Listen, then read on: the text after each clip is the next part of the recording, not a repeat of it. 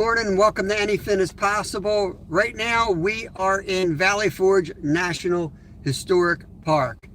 I want to say happy birthday to Myra from Mayan Space, one of my awesome members, and we have a little tradition here at Anything is Possible where when it's our members' birthdays they can tell us where to fish. And Myra, who lives down in Florida, has some ancestors way back, I would say late 1600s probably, of German ancestry that kind of came through this area, and some of them ended up in, I think it was the Virginia Brigade of the Revolutionary War. So we're in Valley Forge Historic Park. I'm not a history major. I do like history, but I've had the privilege of living real close to this park all my life. So we are going to fish today. There's a little creek called Valley Creek. It's got wild brown trout in it, catch and release, artificial only. So it is a fishing show. Welcome in, Danny. But this is also where the Revolutionary War was really tipped in the favor of Washington in the winter of 77 to 78, 1777 to 1778, after Britain had taken over Philadelphia. The troops came back, you know, they'll say they're licking their wounds or whatever. I'll leave that to the history buffs. It wasn't as bad as they made it out to be, is the, you know, the common thing that I read in history. But history is kind of taught by the winners, not to go down the wrong path, but just keep that in mind. But anyway, 77, 78 was a bad winter. Not the coldest. That's kind of where the exaggerations are, but freezing and thawing, freezing and thawing. But what my understanding of the importance of this place is that when they came here, basically the troops were just a bunch of militias from all the different colonies. They weren't really well organized. They were fighting not as one army. And it was through that encampment here where 2,000 troops died from starvation and typhoid and influenza.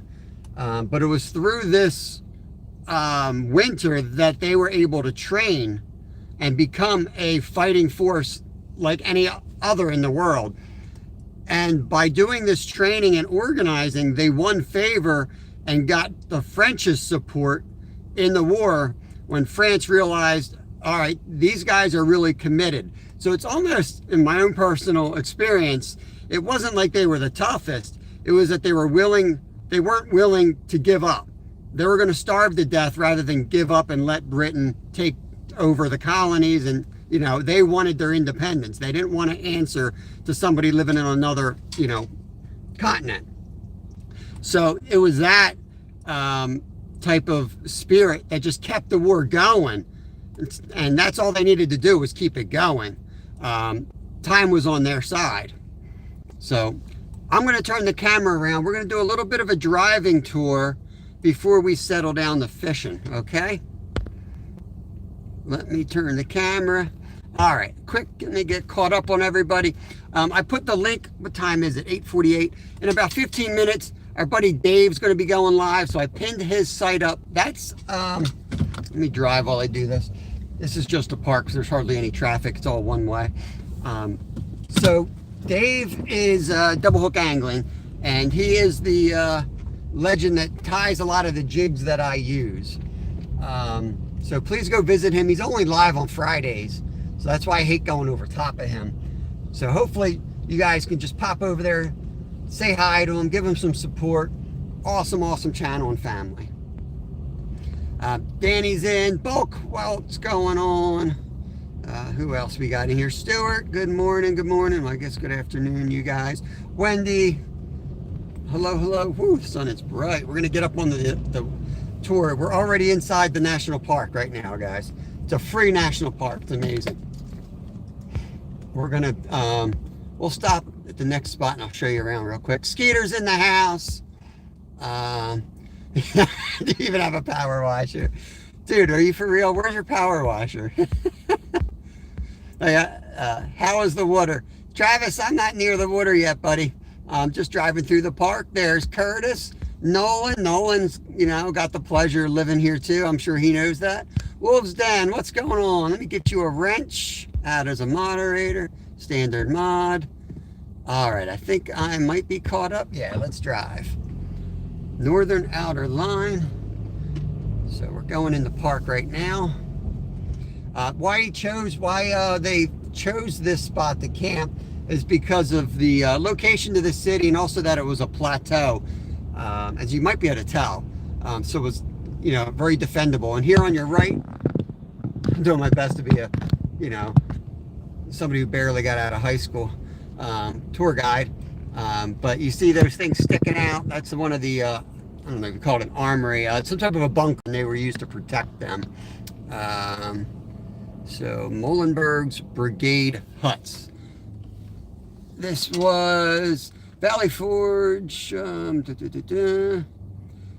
German regiment. I guess that's showing you who served there. Yeah, so they had all different areas to protect this. We'll show you up some close here, and others will just kind of drive by. But I will get out and show you some of these spots. Up here we have some of the huts. So what happened was the lines of Army supplies was not getting through. So they ended up having to build log cabins to survive here. And you'll see, here's some of the log cabins right here. I'll park up here and we'll get out, and I'll show you around these cabins real quick.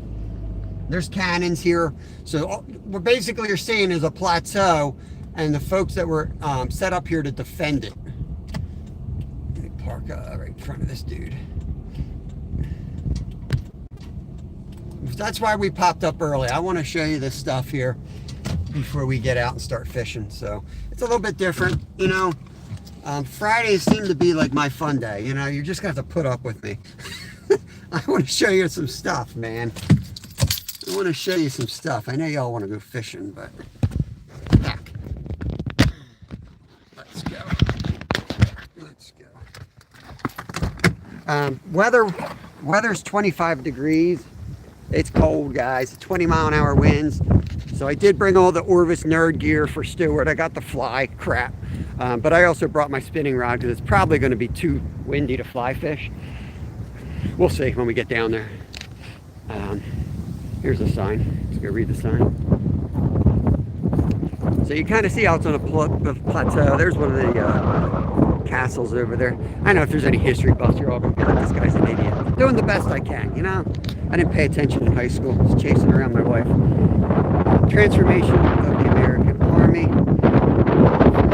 The large protected valley. In front of you is the Grand Parade.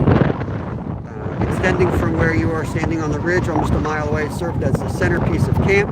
When units from various states arrived at Valley Forge in December of 1777, there's officers brought individual experiences and ideas about military operations and maneuvers.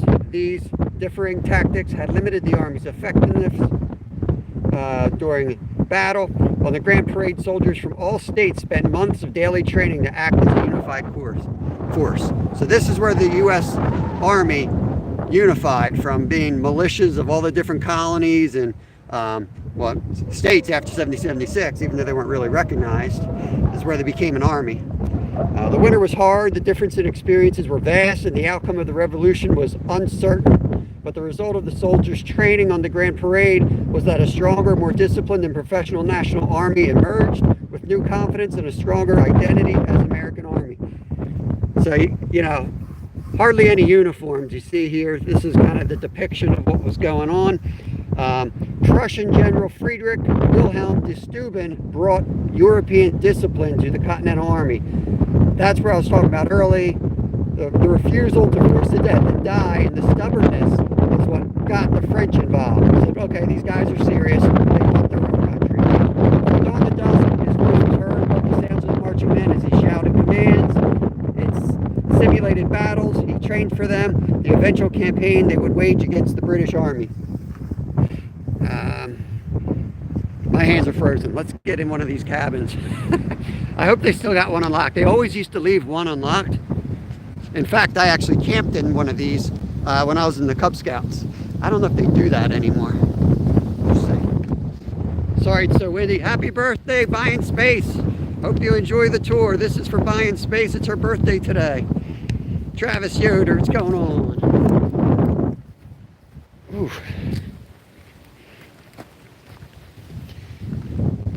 All right, that one's locked. Yeah, this was my favorite part as a kid, is going into the cabins, but I think they're all lock them up now. We'll see if they leave one unlocked. Yeah, this one's open here, guys. Alrighty, here we go.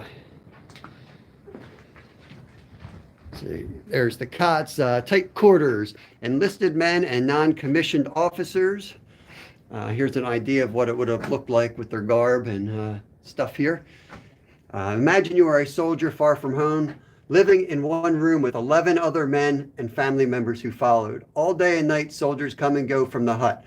Off your guard duty, out to cut wood, in from training, out to build the redoubt, in to eat a meager meal, back out to fetch water. A constant smell of smoke from the fireplace, the pungent smell of wet wool dampened by the rain, and the general scent of so many people living in close quarters.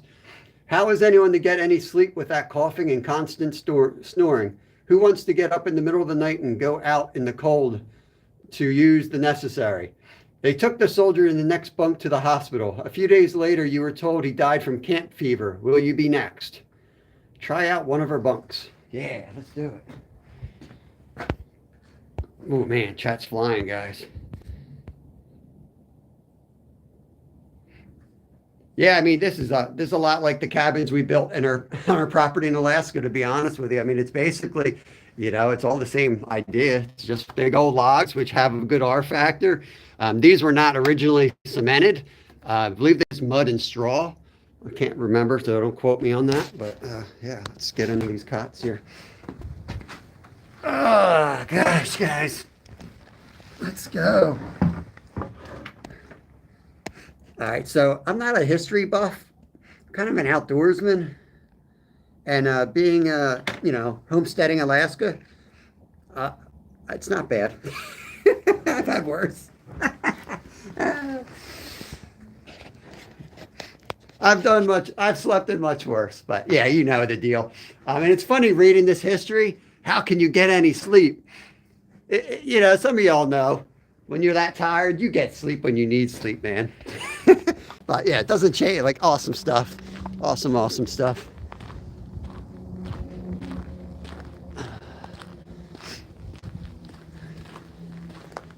Let's go. This one here. This one is kind of kept. Look, there's roasted duck. This must be one of the this must guys here. Look, he's got cheese and bread and all that stuff. This must be the French. This must be the French cabin. Let's see. Somebody with more exquisite taste than us Americans. Commissioned officers.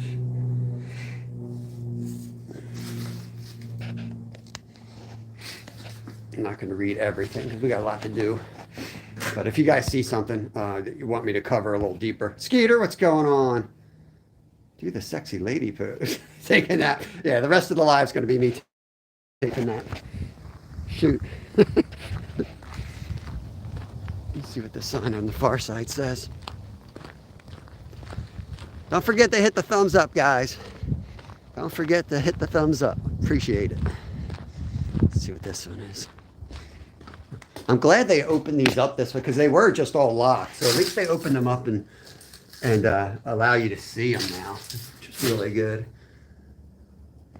I guess that was their plan all along. Let's see.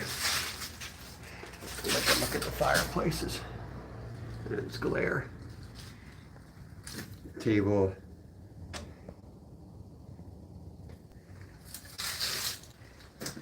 Okay, so precious and vital. A soldier's gear.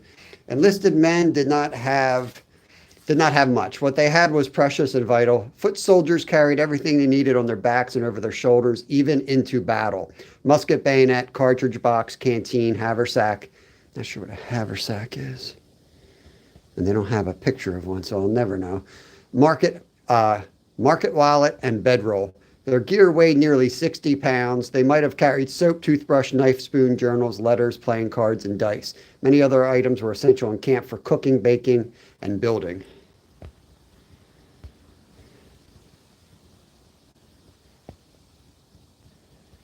Yeah, Gettysburg would be awesome, man. Napping doesn't seem that.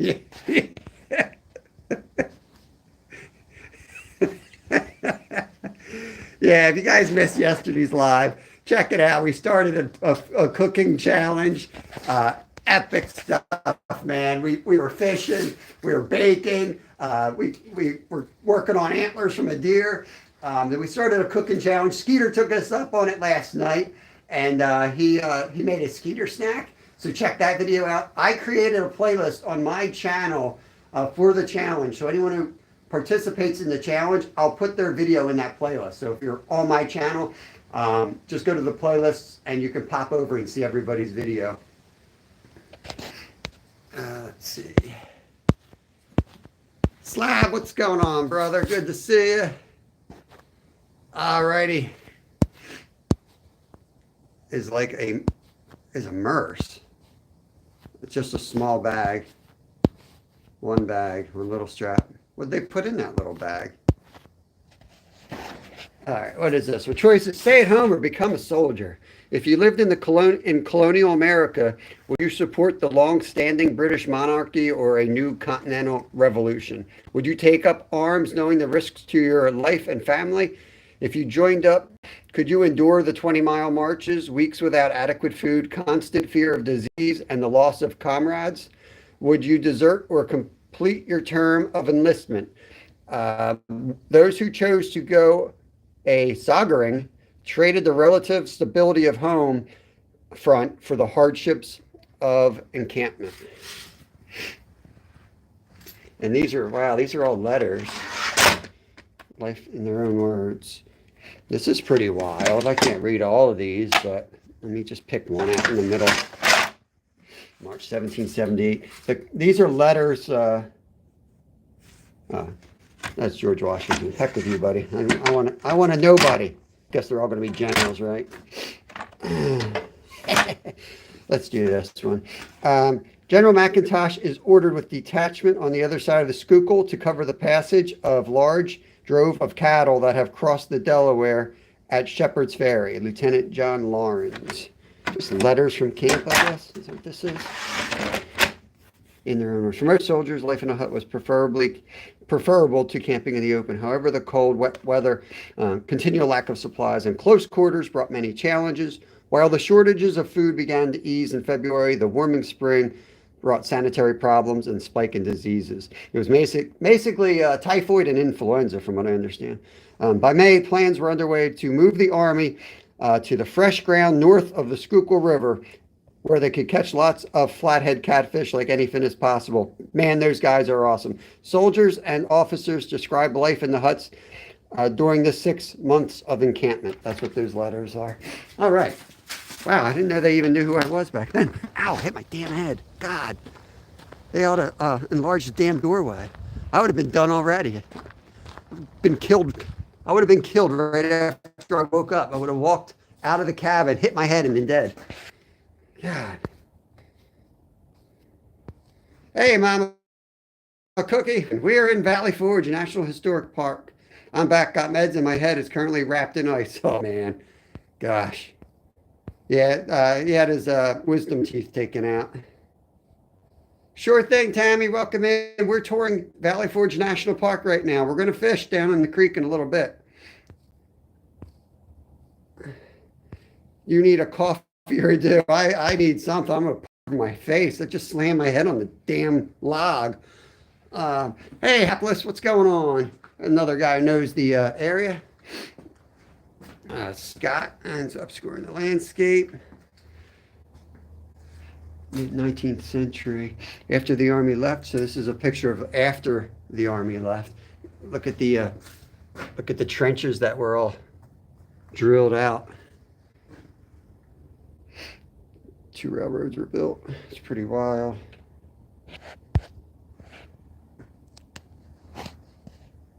Hey, I have creator. Welcome, welcome. Get you a wrench. Saw you hanging out with Skeeter. The Skeeter last night. The Skeeters. Let me see if I can get out. Look, this is what I just slammed my head on. Let me tell you, this wood doesn't move. I'm gonna go look at a cannon. Look at a damn cannon. Let's go look at a cannon. And then I'm getting in the car and we're driving again. I'm hoping we get out of the wind, but I'm doing this without my gloves on. Freezing my tuchus off. And then I'll put my, oh, I do want to go see that other thing. We have actually found cannonballs before, which is kind of cool. I've got like 10 or so of grape shot cannonballs. Yeah. They look like.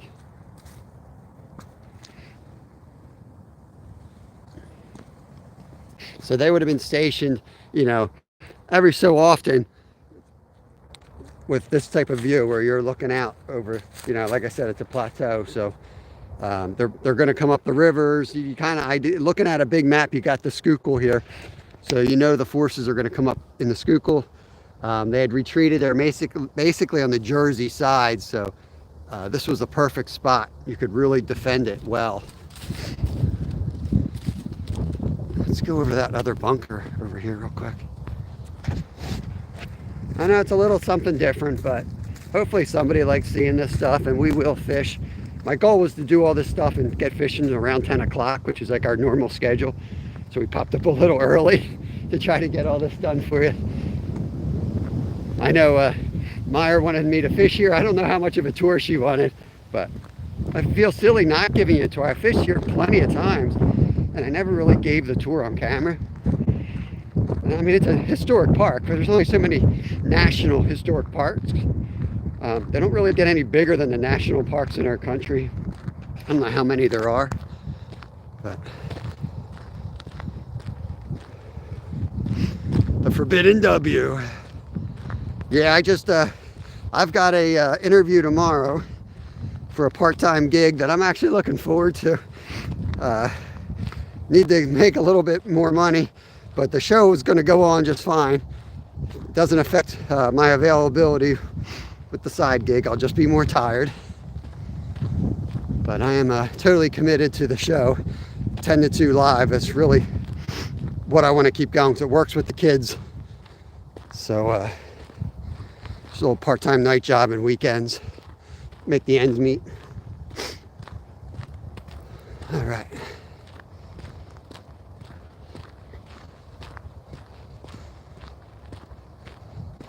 So we're walking right now where the troops would have walked daily in their training. The Grand Parade Trail, that's what they call it. And this would be where like when they got like the French forces over, the guys that actually knew something about fighting against a formidable enemy, took a bunch of redneck hillbillies and made a big strong army out of them. So this is one of the bunkers here, you see.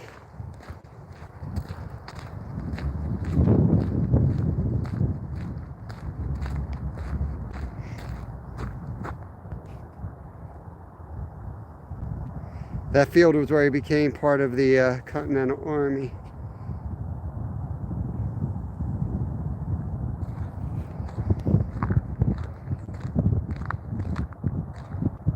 Yeah, I listened to you say that, and I don't think there was much here on that. I was trying to Google that up. If I happen to see it, I will certainly say that. I'll certainly cover that. But Myra says, my ancestor Robert Chambers was in the Virginia 8th and wintered there winter of 77, 78. So Virginia 8th is what we're looking for if we happen to fall over it here. And I could certainly come back on like do a member only video, or probably a member only live would be better, where I come back and I just spend the whole dang day here just tooling around with y'all. Protection from attack. Building. So this is a redoubt. That's what we're talking about. Okay. Troops originally built this redoubt by hand using shovels and picks. A redoubt was cleverly designed so that every part strengthens its defensive role or provided an obstacle to attack. Soldiers appreciated how these pieces fit together and carefully built the redoubt to be strong because the safety of the camp depended on it. If the British attacked, would you feel confident of your safety here? All right, so let me see the banquet. The platform on which soldiers stood, hidden behind the parapet. I guess we'll find that when we wander around here. Cabin. Basket made from intertwined branches and filled with dirt rocks to strengthen the interior wall. Ditch. I got that. Skirts, ditch. Oh, so the logs sticking out, called abatis, sharpen logs to slow and keep the approaching enemy under fire for as long as possible. That's what I figured. Could figure that one out on my own. What is this? I don't know what that is. I'm not sure what that is. Slab's butt hurt because they won't let him dig here. Because they want to dig and, you know, put it in their little visitor center out front. There we go. Citizens, take heed. Continental soldiers looked out for the enemy through these gun ports. You can too, but do not climb on the fort or the cannon. It's talking to you, Slab.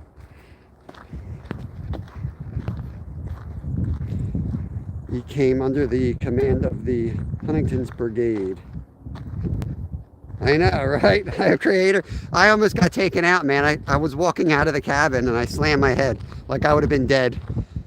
That's how clumsy we are. Like I would have walked out and just slammed my head. Been dead.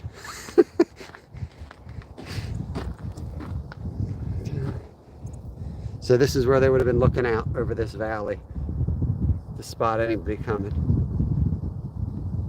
Hard to sneak up, you know, with these fields. And that's why it was all cleared out. May have already been farm fields. I don't know. I don't know that part. All right, guys, let's head back to the car. I can't feel my hands. And we'll keep driving.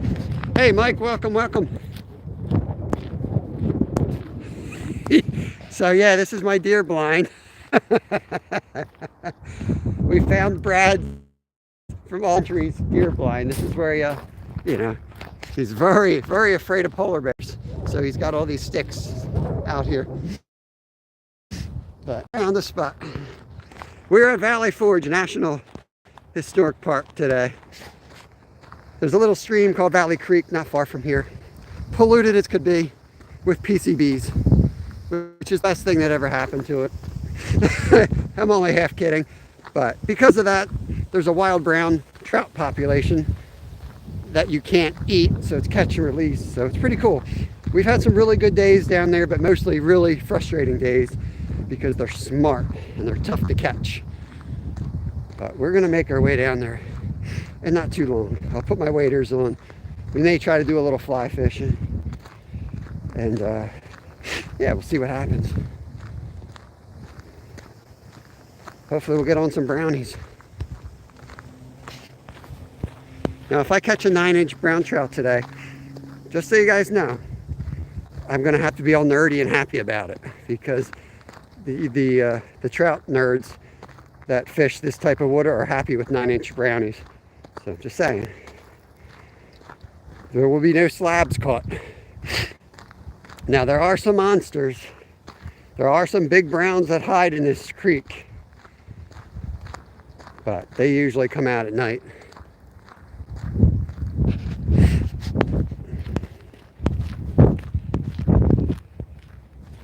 Five inches, I'd be happy. I missed something.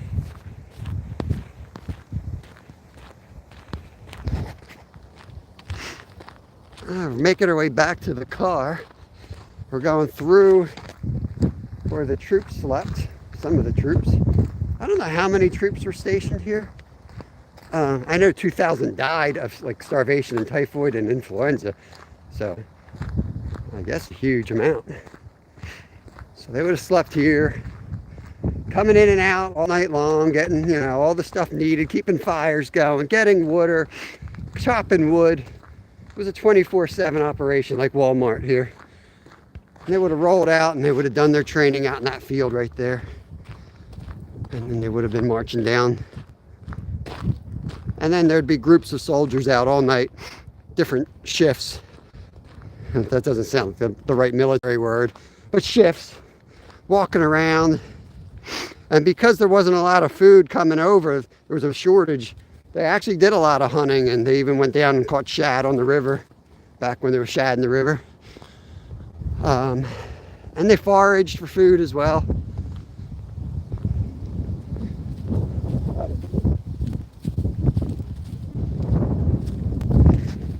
Got to get back to the snagging wagon, get back on tour here. Hey Steve, good morning, good morning. Yeah, I've seen the reenactments are awesome, man. The reenactments really put it in the perspective.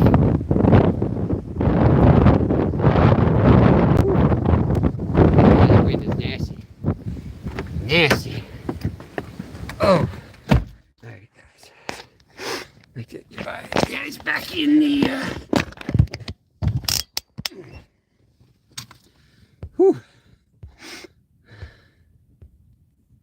Pickles, good morning, good morning. Did I see somebody new in here? I thought I saw somebody new pop in. Oh, good morning, Pisces. That's a new person. But of course it's just a typo. Not that I've never made a typo in my life. What's going on, Pickles? Good morning. We're at Valley Forge National Historic Park. I'm trying to make my fingers work. Whew. Come on, you stupid thing. Let's go. I'm having an issue with the port already on this brand new phone. I don't know. It's probably I thought it was the cord, so I put a different cord on this. Oh no, yeah, I gotta turn this sideways. Sorry. There we go. With this cold temp, I gotta keep the external battery on as long as I can. Slab's new again. Welcome back, Slab. Well, welcome here for the first time. Nice to meet you.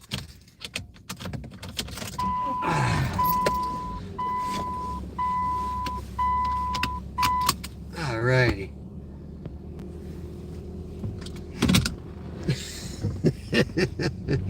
What are you doing? Just power wash it, man. That's how I do it. I would have just power washed it, Brad. Alright, on the drive we go. You think like real history tour guides are like, they get back on the tour and then they pass something else real historic, but their hands are cold and they're just like, yeah, and they skip it. That's what I'm going to do. Don't worry about this statue.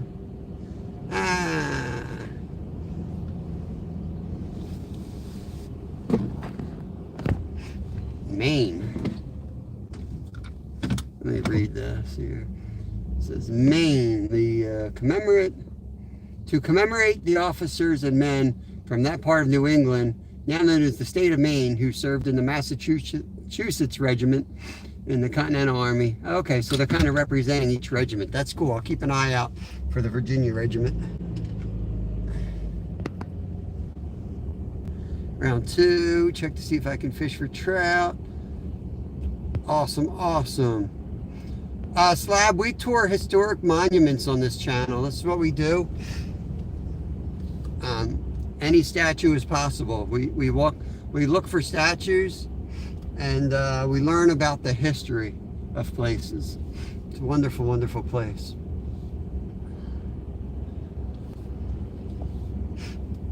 Yeah, you know I'll be there, and as soon as my fingers thaw out, I'll be chatting Skeeter. Another statue. It's nice coming on a weekday because I can just stop and read these things without getting out of the car with no traffic. Show me the statue of you fly fishing in the creek. Well, that'll be built in about 200 years, Steve. You know, when you're a big deal like us, unfortunately, they wait till you die to build the statues. But that's all right, you know. Continental Army, not the easiest thing to read. Mr. Walmart fought it. Yeah, something about Mr. Walmart. No, I'm just kidding. I can't read that one. Yeah, it wasn't important. Don't worry about it. Here comes something that looks like out of France, this statue. I'll probably get out up here and show you all this one. Some more cabins.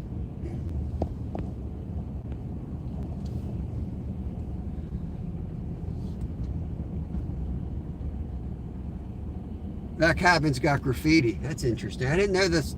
I didn't know they were into graffiti back then. I don't know if that's historical graffiti or more recent graffiti, but probably hard to work those cans of spray paint with gloves on. Monument, soldiers. That's the, yeah. So there's monuments here, and that one's for the Massachusetts Regiment. So it's kind of like statues of each of the groups that came to fight in this war. To the officers and private soldiers of the Continental Army. So this is the big monument over here. Let me put my blinkers. But that's like the big monument here. That's the big memorial soldiers who fought and died and survived. All the soldiers. Forge right there. Beautiful.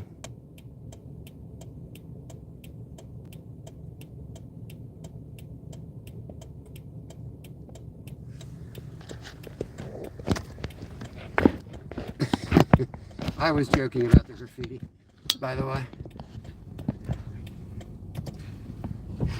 Hey, cheers, Paul. I thought about kidnapping Bud Files for this. I really wanted to kidnap Mr. Bud Files and throw him in my passenger seat. I mean, it would be epic. One of the coolest things I could do, I think, would be to kidnap Mr. Bud and drive him around this park. And Sue. I would want Sue sitting in the back seat so she can be rolling her eyes, making like her jokes the whole time.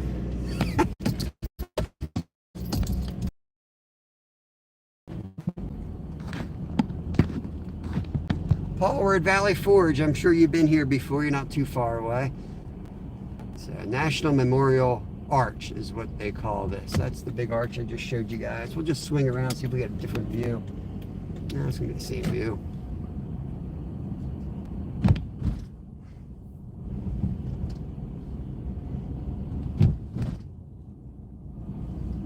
I think we need to get out for that one. There's more to see, so I don't want to spend too much time in any one spot. Begin one way. Okay. Steve said this is his favorite area, I believe.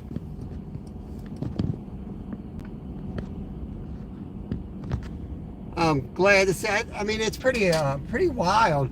No actual fighting took place here, but it's pretty much the most significant piece of the Revolutionary War because it's what set them up to victory. You know, with the troops coming in here as a bunch of unorganized militias, almost starving to death, having to unify, win favor of the French. Here we go. And then, you know, able to go out of here and cross the river and finally, you know, keep pushing the British forces back to where they just finally gave up. What is this one? Poor's Brigade General Enoch Poor. So this was his area. This is the other historical significance of this hill up here on the left. This is where Bob from Anything Is Possible skipped school and was eventually dealt bad karma. I did a flip and knocked myself unconscious in high school on a sled up here. Very important moment in the history of the United States. Let's see. Who are these knuckleheads? John Armstrong, Brigadier General. J. Peter Muhlenberg, Brigadier General. Very cool. Nice. I like their statues.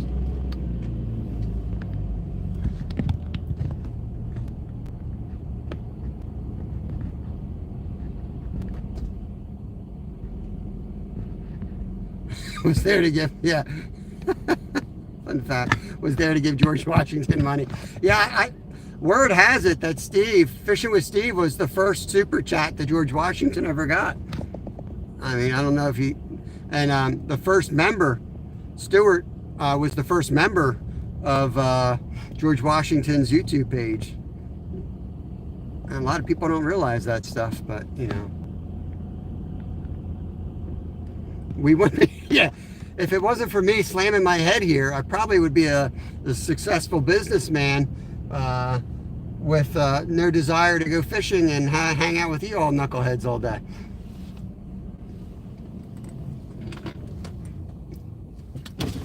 Martha, I'm home. Martha, you think that's what George did? Martha. Oh, Martha's out on town again. Okay.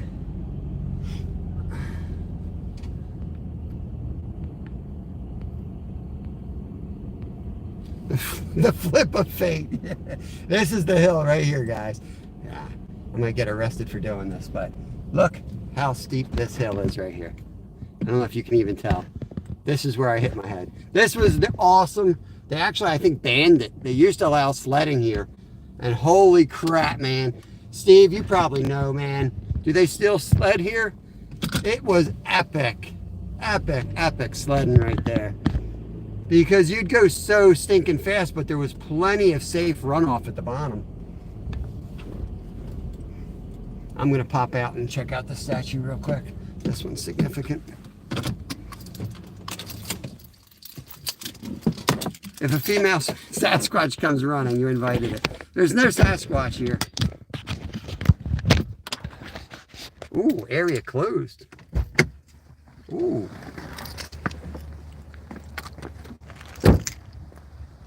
You had me at area closed. What's back here? That's actually about where I got. This is one of the places I've hit a deer on my bike, and I've also been charged by a buck in the same park. The deer are crazy in here. I'm sneaking. This guy is not very, I don't know, he doesn't seem like a good soldier. I'm sneaking right up on him. Doesn't know I'm here at all. Chairman of the Chester County Committee, 1774. Deputy of the Provisional Convention, 1774. Oh, okay. All these. Member of the Council of Censors. It's like marble. Wow. Wow, it's slippery. Oh my God. It's cool. Here we go. This is what I should start with. So, there he is. That's Anthony Wayne, Colonel Chester Battalion of Minutemen, July 21st, 1775.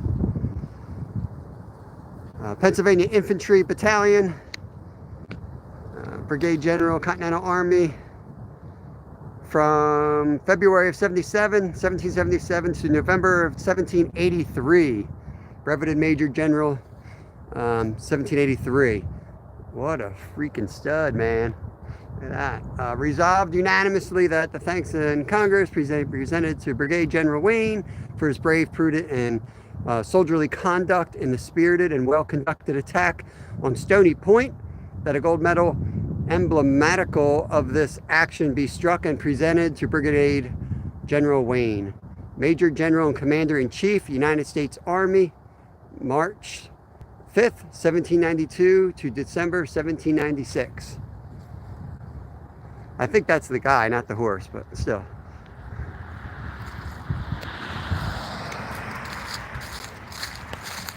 I want to see my sledding hill. I'm such a bad history buff. Oh yeah, guys. Look at this drop off. Look at this drop off. If you can tell, it just drops off right there. If you want a smoother ride, you go out that way. If you want to live wild, you go off of this edge here. Ooh, okay.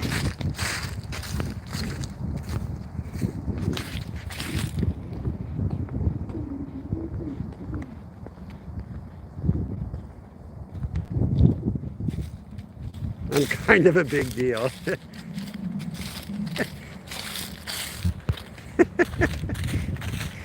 Oh yeah. Alright, let's get back in the car. I think I'm going to start a new thing on this channel. I'm going to do so much random stuff before I fish, just to see who I've left at the end of my life. I mean, if you made it through, and then get like a special award. Like if you made it through yesterday, you made it through some fishing, some, you know, scullery, some taxidermy, and then some baking. You deserve an award. But, you know, we're fishing in the winter here. It's nasty stuff. And really, fishing's a great way to get out and explore. Like we're doing today. There's a lot of, you know, places to go and things to do. So go and fish somewhere and then go take in the sights. I used to do this with bike racing. I used to travel the whole country bike racing. So it allowed me to visit a lot of places I didn't even know about. That's it, we're all rage quitting. Don't worry, we'll go get skunked before it's over. But seriously, I wanted to keep this all in one video. Otherwise, I would have popped up and done member only first. But like I said, we do this for our members. When it's their birthday, they can tell me where to go fish. So this was Myra's choice, and it did not take much arm twisting. It's a spot I know really well. I've fished, I've grown up here. I know the park somewhat, I know the history somewhat. So hopefully you guys enjoy it. I expect we'll be fishing in about 30 minutes. Just wanted to do at least the driving tour, pop out a few places, read these signs just in case I see the one that, let's see, Scott's Brigade, Brigadier General Scott. I'm looking for anything. This one's Virginia. All right, Myra, are you in here? Tell me what brigade it was again, because this one's, I'm going to show you this one. This one is actually Virginia. I thought that's what you said.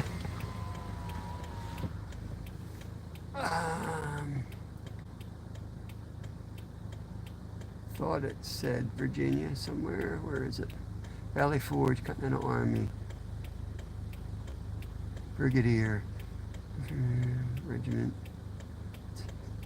That's John Patton. Consolidated with the 11th Regiment Infantry. 4th, 8th. Wasn't it 8th Virginia? Yeah, 8th. There it is. Let me go check this out. There's some type of a monument for him anyway.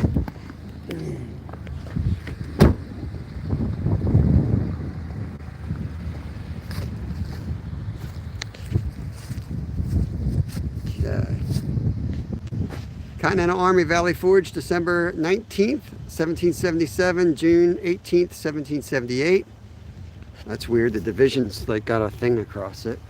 Scott's Brigade, Brigadier General Charles Scott, commanding Additional Infantry Regiment, Penna Line, Colonel John Patton, raised January 11th, 1777, to consolidated with the 11th Regiment Infantry, January 13th, 1779. 4th Virginia Infantry. I don't know why they're crossed out. I don't get that.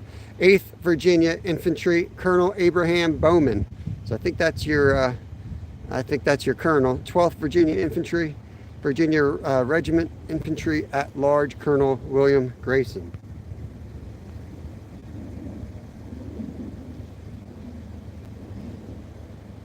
So there it is.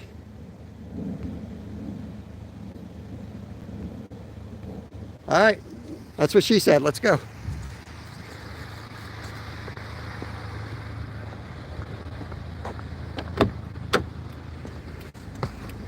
Oh. There you go. Yeah, you probably already knew the significance of that, but that's pretty cool. Graduated from Scott High School.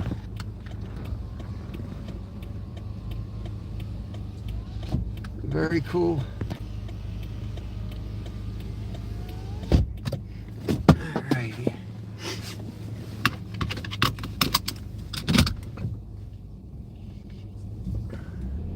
Looking for the Orvis statue. Got 15 awesome people hanging out. Don't forget to wish Myra a happy birthday. Today is her birthday. The marker is placed at the encampment site of the regiments of the Commonwealth of Virginia. So this is where they camped, Myra. We stuck your people back here in the woods on this hill. We said, heck with y'all. Sit over here. Place the encampment site of the regiments of the Commonwealth of Virginia to commemorate the officers and men of Virginia, now the state of West Virginia. These Virginians were wintered here 78 as part of the General George Washington's army. So yeah, that's where they were. That's where they were stationed, right here, where their encampment was.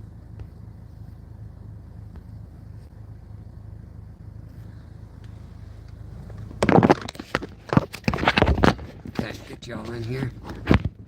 You know why? Do you realize why they did that? Do you know why they put the Virginians over here on the wooded side? I'm just curious. I do know why they did that. They're the only ones encamped in the woods. Everybody else was out in the fields. Let me know if you guys want to know. I'll tell you a real boring history lesson on that. Let me get some water here.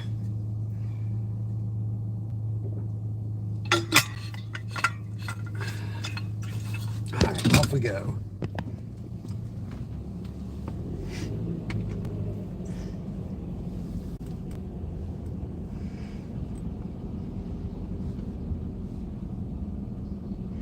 No, Steve, it was because Virginia is for lovers, so they stuck them back in the woods.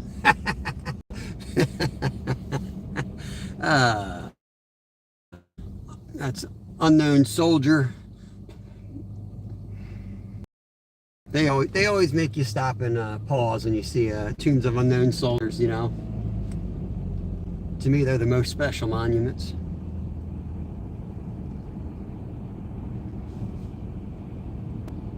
I told you I am a history buff.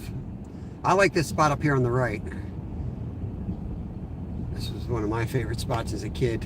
They used to have the big old cannons you could crawl on. They probably moved them because of people like me.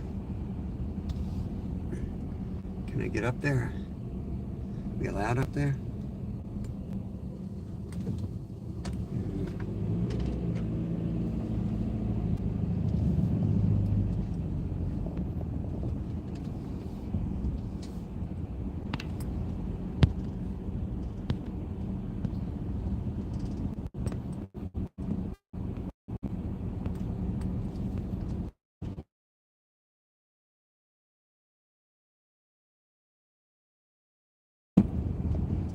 This is 52. This is where the soldiers would come down to you know, to head into the city for their office job.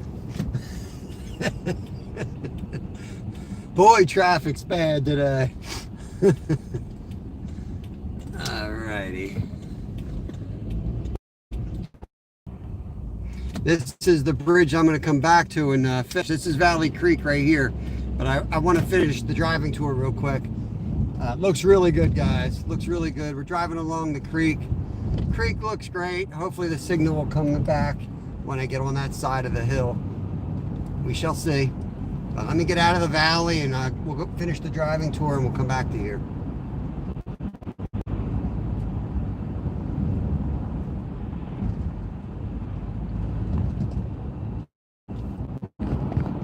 Watch for deer. The deer are crazy on this side of the mountain.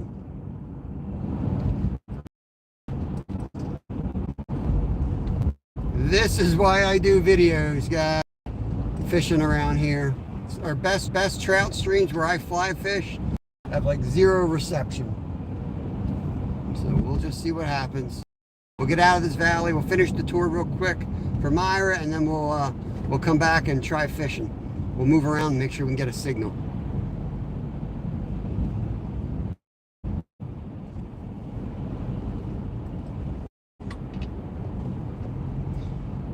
should be getting a... Yeah, we're behind the mountain. Nothing I can do about it at the minute. But let me know if it starts improving. I'm assuming it's not till I get out of this valley, so just let me know.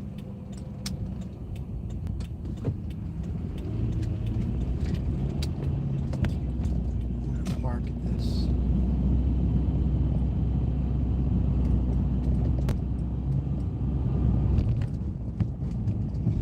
The headquarters have always been boring to me. I always felt like the headquarters were boring. Should be like the coolest place, but it's boring.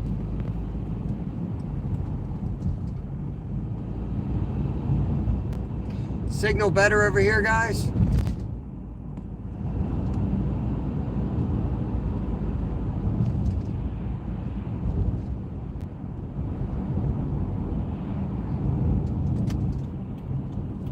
Let's swing into George Washington, and his headquarters are down here. Yeah, it's that valley, you know. Unfortunately, it's Valley Creek, you know. We'll go down, we'll try fishing there. Hopefully we can get a signal. I mean, good Lord, if we can, I'll have to do something else. But yeah, that's why I shot. I've got several videos fishing this creek. I'm hoping we can find a spot with a signal.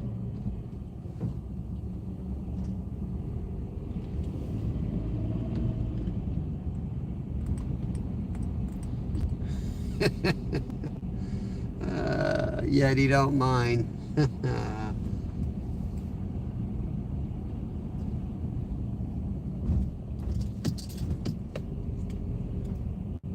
All parking, okay.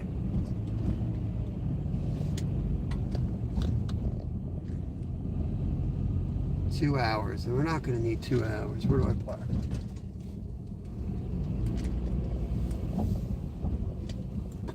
All right, back on tour.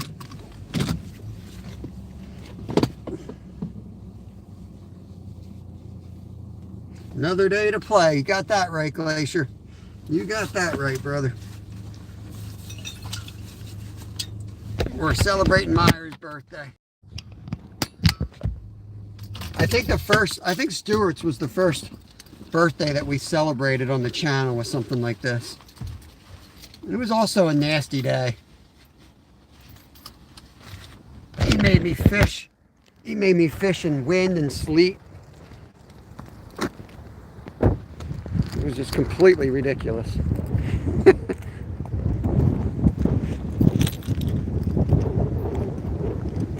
Okay. Get my gloves on this time so I don't freeze my hands. Use the walkway. Walking in the roadway is prohibited. That's not why these soldiers fought, so we could be prohibited from walking down the... Okay. I'll be a good soldier.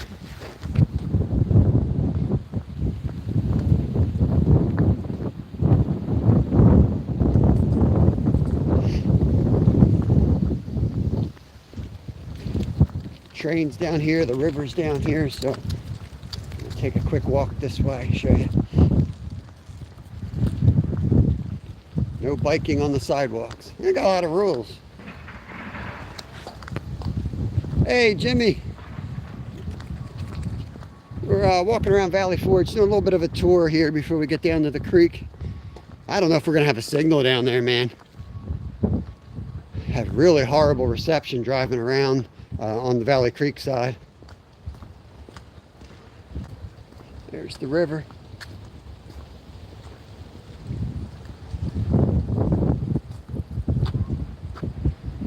Supporting the river, north of the river, supporting the winter camp.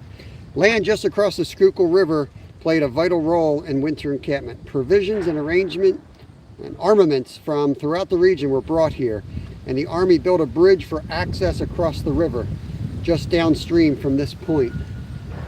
So down that way would have been the bridge. The commission, the commissary and the hospital were established there, and the farmers market was set up to sell goods and food to the soldiers. From that side of the river, the Army could better monitor British movements to the north and east.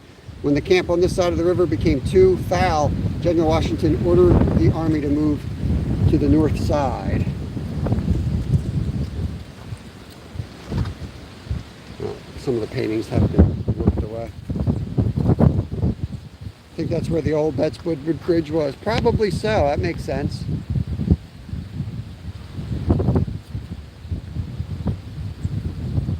Yeah, getting close to Jimmy.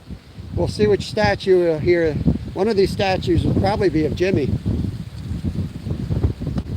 Trout Slayer and Baker Extraordinaire. Numbskull, welcome in, welcome in. We're giving a little quick tour of Valley Forge National Historic Park.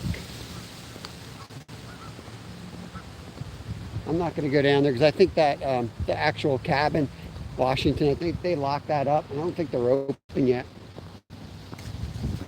The front center had 9, but open when I rolled in at 10 of, so I don't know if they're still really opening at 9 or what their deal is.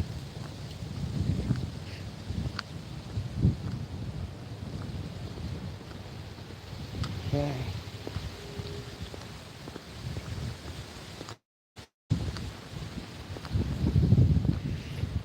So I'll be watching chat when we get down to the creek.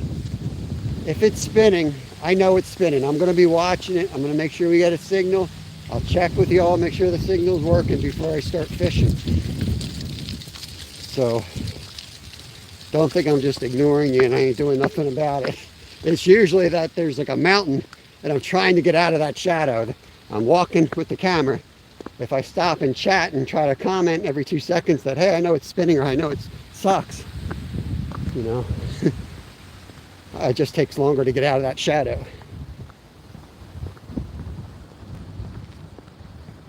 Going for wild browns here in Valley Creek is what we're eventually going to fish for today.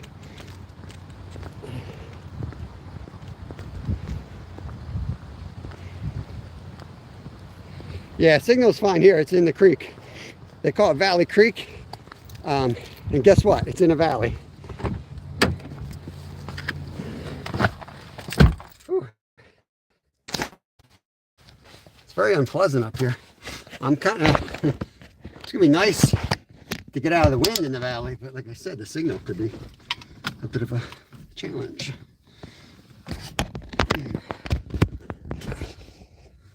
There we are.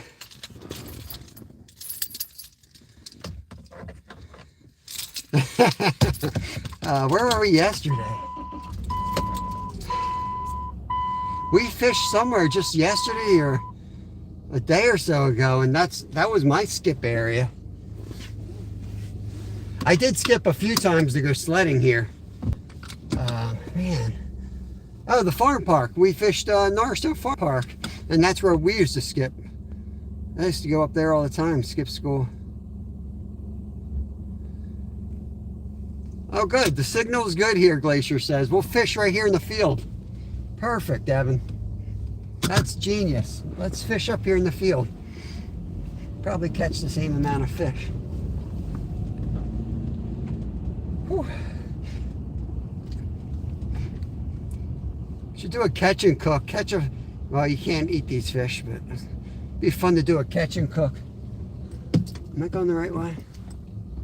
Oh yeah, this is 2-way up here. Some of this is 1-way. Be cool to do a catch and cook in one of those cats, right?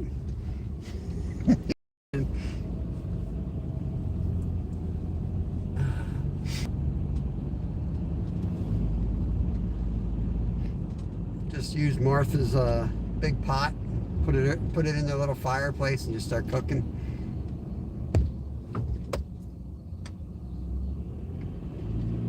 Try to go to Wilson Street on the other side of the White Bridge. When I grew up, my parents had a picture of that White Bridge hanging over the fireplace.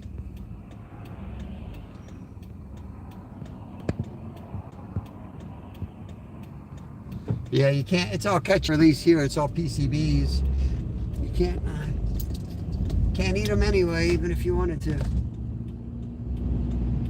Let's get up here. This is where my wife found out she had asthma. We were riding our bikes up this hill and she could hardly breathe one day. First time she had an asthma attack. It's pretty steep. Coming down the other side, I think is the switchbacks, and that's where I hit the deer with my bike. One of the two places I've hit a deer with a bike. Can we go here? Yeah.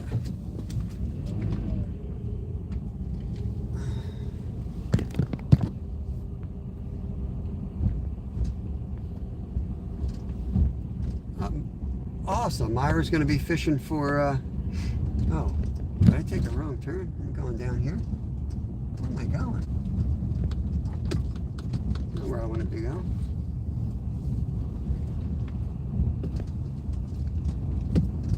I'm going to go over Mount Misery. Go back. Hopefully I can take a left turn out of here. St. Gabe's.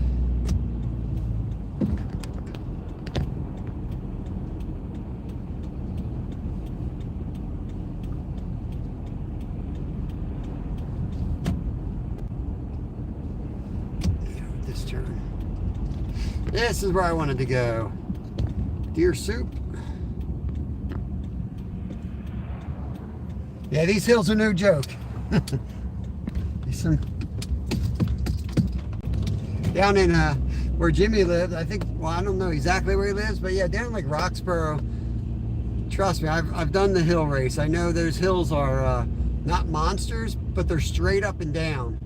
They're notorious for winter time. Like the roads are a disaster in winter. So this actually, when people I would race against, from like, you know, around the country, not local, because those guys all know. But when they would come out and they'd ride with me occasionally, and we'd go into parks like this, they would be like, oh, no wonder why you ride like you do. Like I was a short, punchy climber. Like on these short, steep hills and races, I'd fly up. And I would do these little, what we call mini attacks. And all you're doing is upping the pace. And the goal is not to drop anybody. It's just to damage their legs for later, where you do launch one big attack. And some riders are more steady, like the top guys in the world all train in like France, where they're, you know, 10,000, 13,000 feet of climbing is a normal day for them. Where we get maybe, you know, 5,000, but it all comes in these short, steep climbs. It's just a whole different idea, a whole different technique.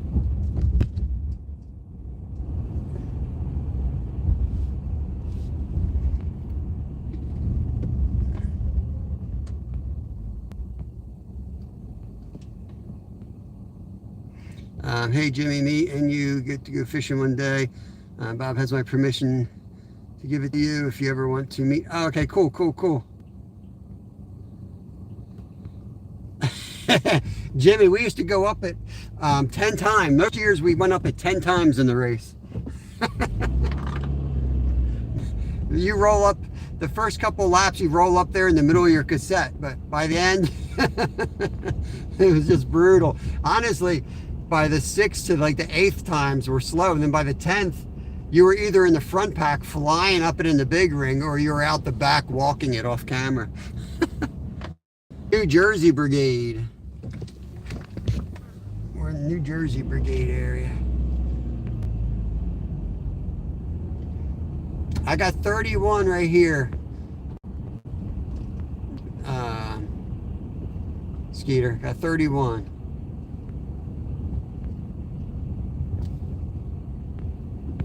Travis is looking for deer soup. 45 in Alaska. Yeah, so Glacier lives in like a weird spot, like almost like a rainforest in Alaska, where you get the weird weather. Oh, polar bear, guys! Wow, look at that! Look at that polar bear!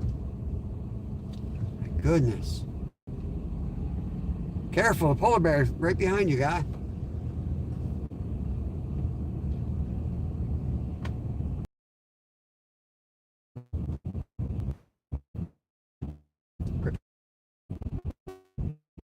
This is where I took out the deer on my bike.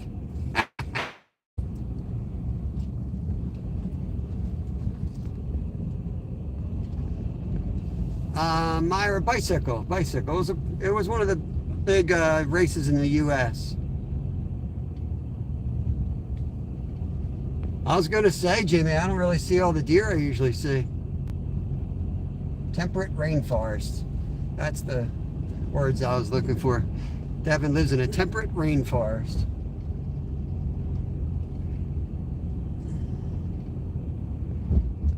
Everybody probably thinks polar and penguins when they hear Alaska. Alaska's a huge state. This is entrenchments, inner defense.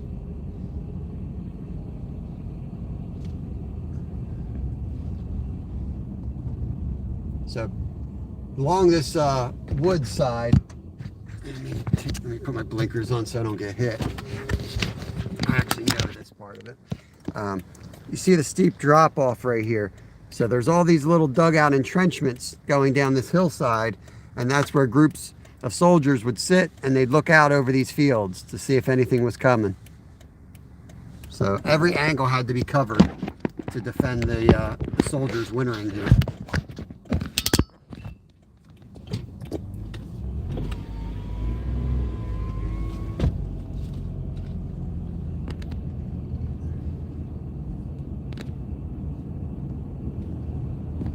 Alrighty.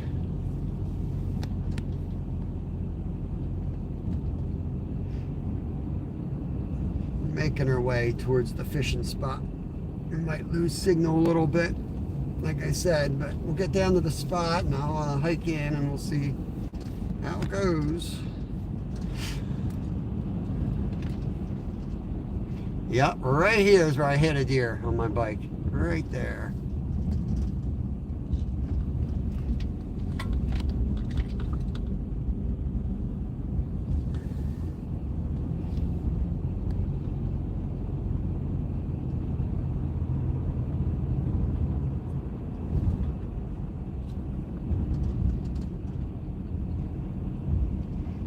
Guy got a missile launcher up here. I guess it's a camera. It looks like a missile launcher. Look how big this thing is. Let me stop and see what they're seeing.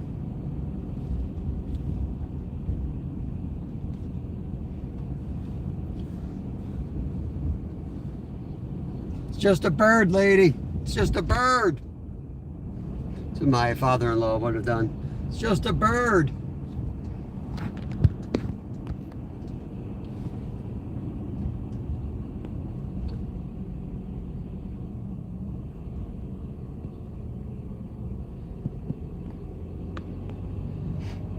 Yeah, it changed up over the years. It was originally a pro race, and then it was like a pro-am, and then, you know, depending on the year.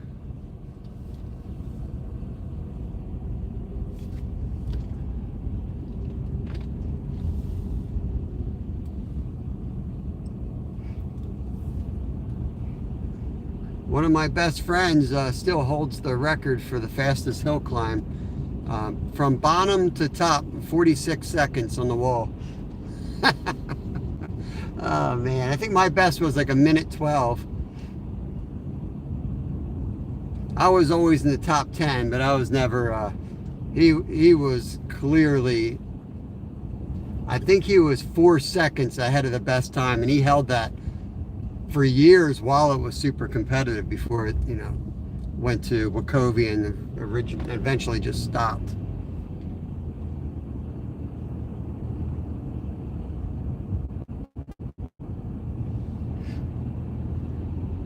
I can hardly walk up the freaking steps now. My feet do feel a little bit better today. I laid off them thanks to Brad. I kind of laid up yesterday, didn't do as much. Definitely felt a lot better. I'm still doing my stretching. Got to do all these stretch things, like a couple hours of stretching every day. Okay.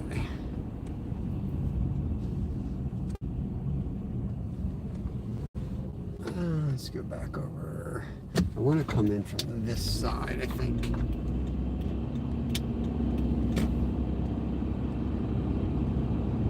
Hey, Rod, welcome, welcome.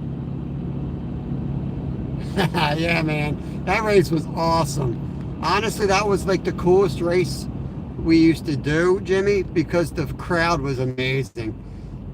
Like, as a U.S. athlete, I never raced anywhere where there was like layers of people like you'd see in Europe. But that race was insane, man. People were nuts in Manayunk. They'd be like, nowhere, no open space anywhere on the sidewalk, just packed people going nuts with the cowbells and the climbs. I've got it all on VHS. I really need to get that stuff. In fact, I got my buddy's record-setting climb all filmed. I was behind the camera on that day. I filmed when he broke the record.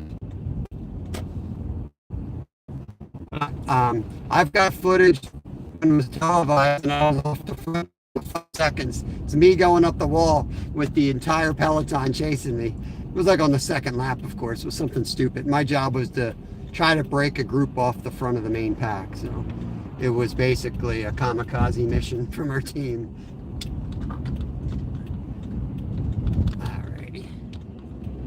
So I know that, like I said, the signal's going to get bad for a second. I got to get out. I got to get my boots on. It might be bad till I get across. I'm hoping once I cross the creek, it'll get better. And it could take a little bit of time. We'll just see how it goes.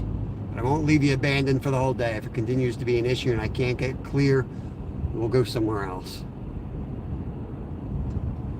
That's why I wanted to give Myra at least the tour that I could before it gets to crap. The first pull off is where I normally pull in here. Right here. This is my spot. Okay.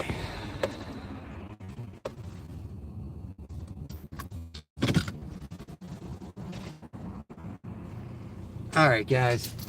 Give me a few moments here. I got to get all set up. You can walk the trail up in Chesterbrook. Here, this spot I've scouted out. There's multiple.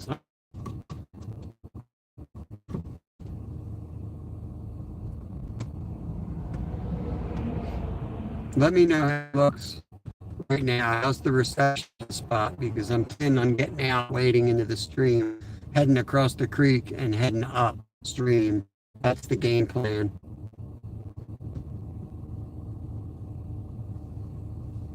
Eddie Gross, welcome in, buddy. Welcome in.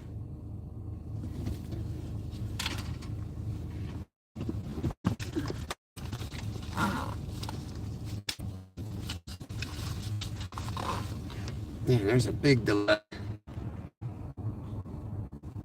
All right. I don't know. I'm going to get ready, guys. Get packed. Unpacked and get my waders on and we'll try it.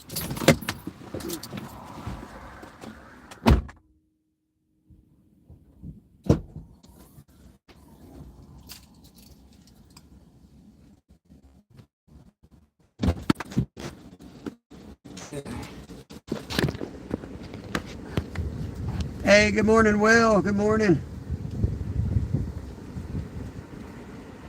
Yeah, well, it should get better on the other side of the stream. So once I get the boots on, I'm going to cross the stream and head up the other side. Yeah, so if you guys are just coming in, we just did a tour of Valley Forge National Park, and we're now fishing. We're now going to go out and fish the stream here called Valley Creek. So Myra's birthday today. This is what she wanted me to do, so we figured we'd give it a shot.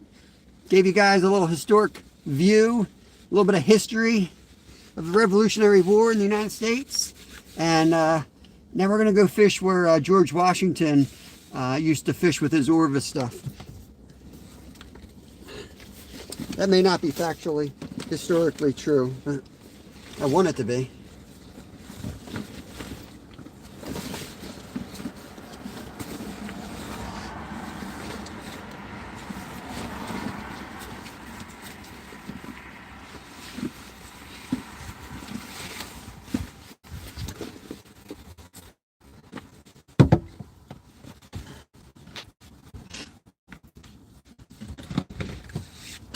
Hard to go to the bathroom when you're live, you know. I'm gonna have to go at some point. I need to tuck my thermals in here. 17 and 32 thumbs up. I appreciate you guys. That's a lot for a Friday. I pinned up Dave's. Dave's probably live by now over on Double Hook, so make sure you guys pop in and say hi to Dave. Especially if my signal gets wonky. You know, give me some time and just go visit Dave. And I'll get over where I want to go. And I'll check in with whoever's hanging out still, and we'll figure it out. We'll get to a spot where we got good signal and fish, and we'll fish. Let me get these boots on. I know Rod likes these boots. He thinks I look good in these boots.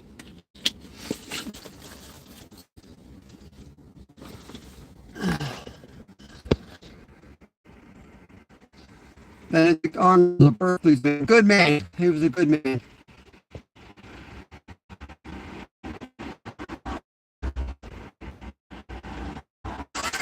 Never cross the stream. You're crossing the stream. Leave it to Paul for reference.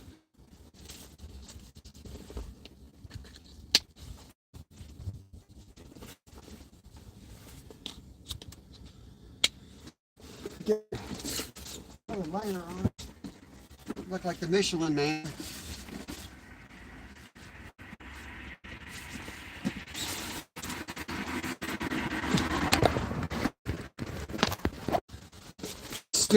Is Stewart in the chat?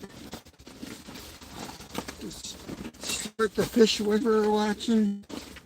I think that's his name. Stewart the Fish Whisperer? No? No Stewart? Stewart's not in here? I was hoping Stewart would be in here. Guess he's still asleep.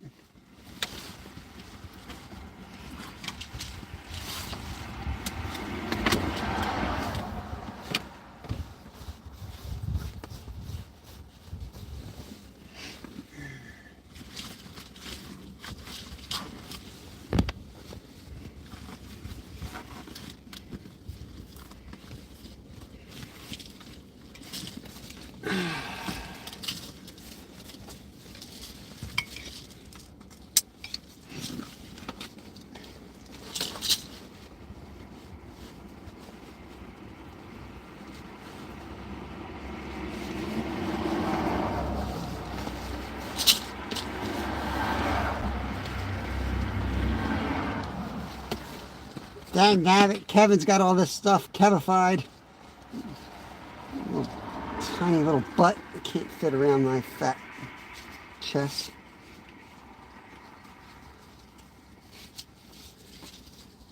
He gets his mitts on everything, man. This kid gets his mitts on everything. He never wears this thing, yet it's sized to him now. I wonder what that kid does when I'm not around.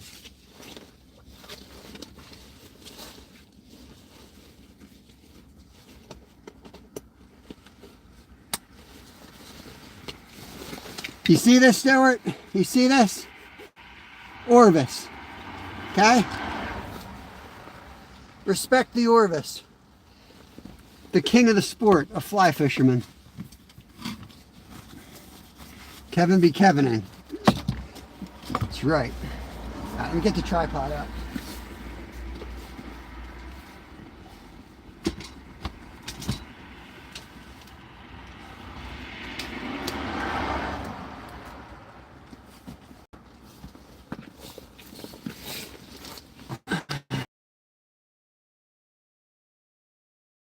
I got my key. I got my keys.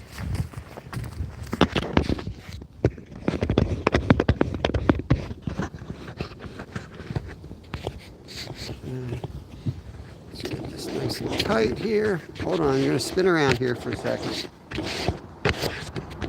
How does this get so loose? I don't get it.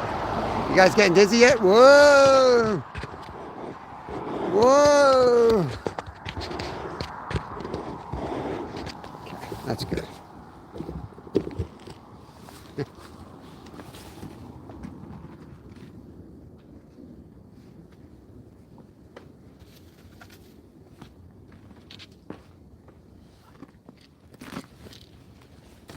We'll take the fly rod out. Fly. Oh yeah, here we go. But we're gonna take the spinning rod too, because if the winds pick up, you know, it's gonna be tough.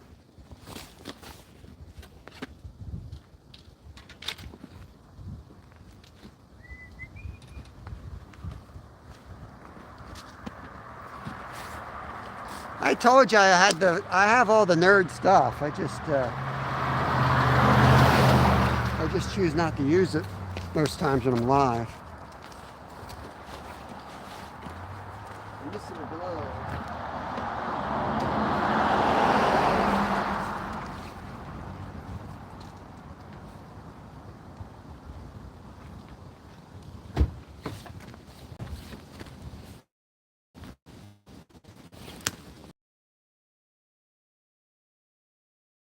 I'm gonna get night crawlers and put a big fat juicy worm on that fly.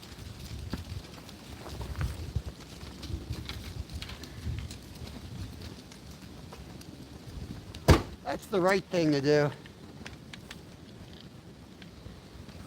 So I've done everything I need to do to catch fish on a fly rod. I have an Orvis thing on my chest, so I'll just sit here and wait for the fly or the fish to come to me, I guess.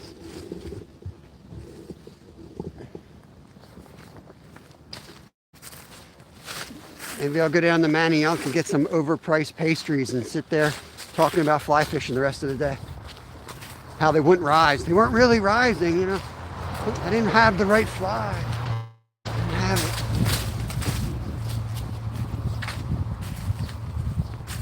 it. I forget where I crossed last time.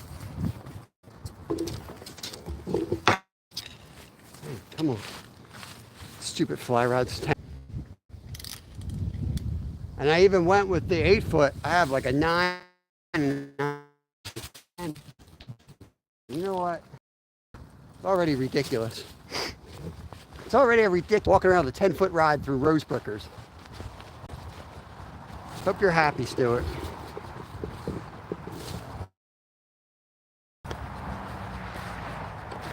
Yeah. With some soy. Just to squeeze.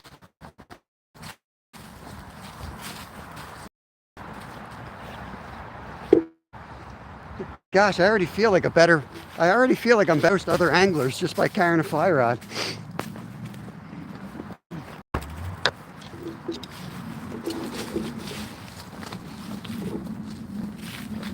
Yeah, definitely elite.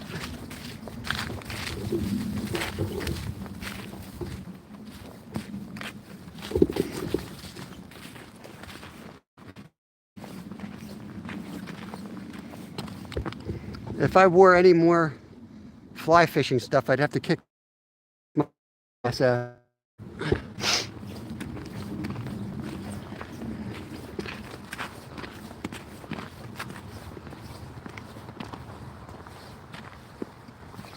Cream of the crop. Rise to the top.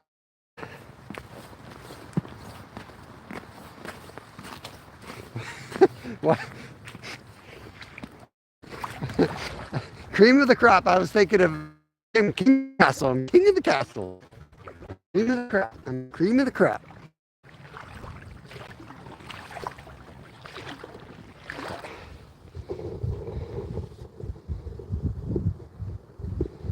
Awesome, Will. Congrats. Congrats.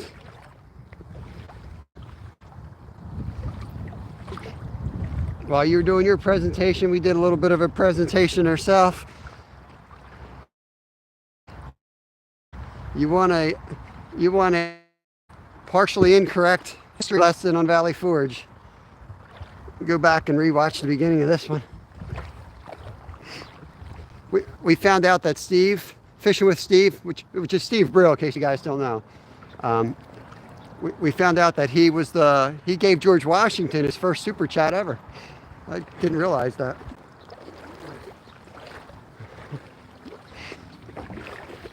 I'm forging over the mighty waters, just like George Washington did on Christmas Day. Ho, ho, ho.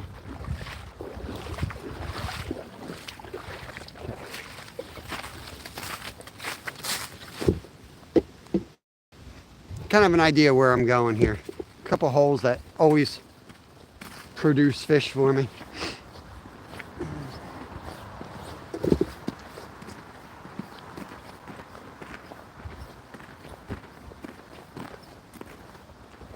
So a lot of clear water in this stream, so tend to have to cast long casts and let it drift down, and kind of, I like to go up water because the trout typically are holding looking upstream. I just haven't been here in ages. I just hope the spot that I'm thinking of is still here, and it's, you know, I don't blow right by it.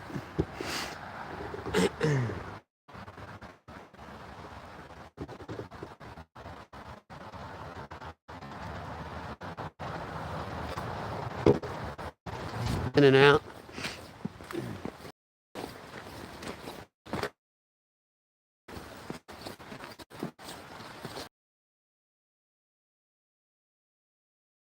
Ancestors artifact. Yeah, you could a lot of people might be super pissed as well.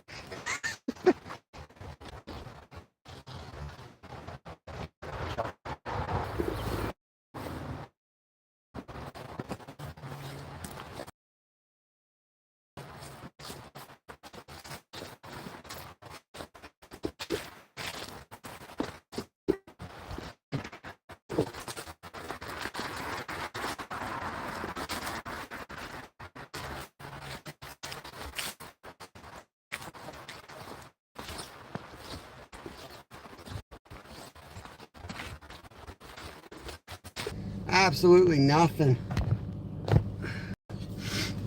Tons of trout. Tons of browns. Just no signal.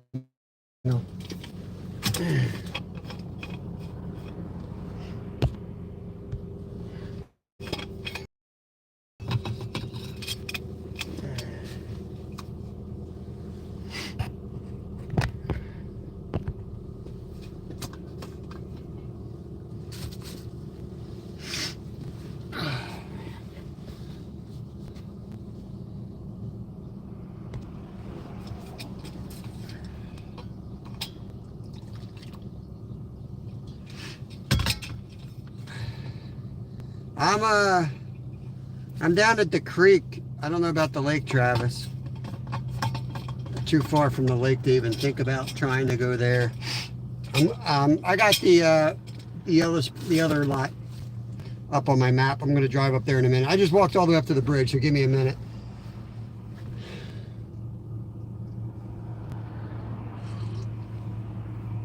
I walked as fast as I could. I went all the way up to the stinking white bridge.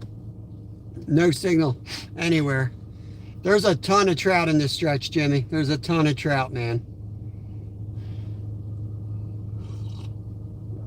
There's some really nice ones. Hot chocolate.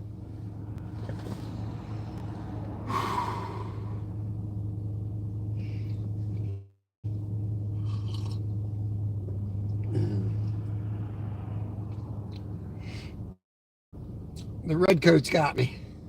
The redcoats got me over there.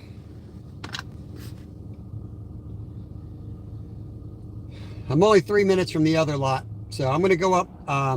Jimmy sent me another spot. We're going to go check the signal there. I hope it's not the bridge I just walked up to. It's not the big white bridge, is it? Yeah, there's some monsters. I saw a monster down here. I didn't even cast on them. So frustrated.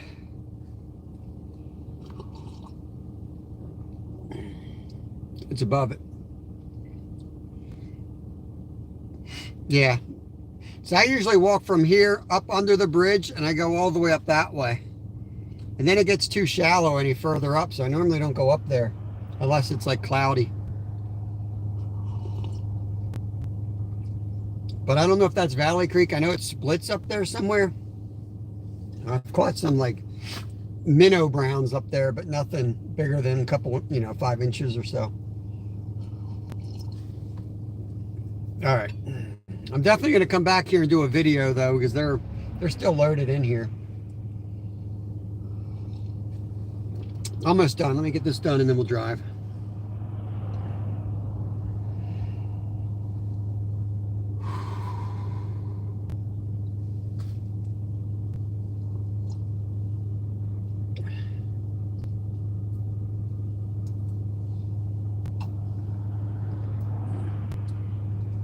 The other one, Starlink, yeah.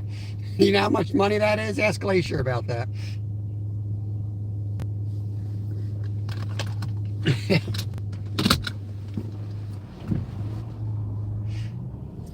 or Travis, y'all could go check out the 5 or 6 videos I've done out here with perfect reception because they're all on GoPro. Underwater releases. I should just put that up as a live and hang out with y'all is what I should do. But this hole that we're driving by right now is loaded with them. It's absolutely loaded right here.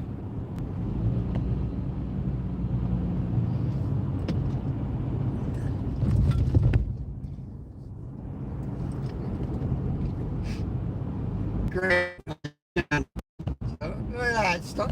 165. Travis said he'll pick up the bill. Yellow Springs Road. It's Stuart's girlfriend talking. All right, guys, let's get serious. Let's catch some dang fish. Oh, Lord. We're going to go under the covered bridge. For all 3 of you that are in chat. Take the next right onto Knox Covered Bridge, Yellow Springs Road. We have this, growing up, I had the painting of this bridge over my fireplace. It's one way. I got to make sure nobody's going to kill us. Okay. In 1,000 feet, turn left onto Wilson Road.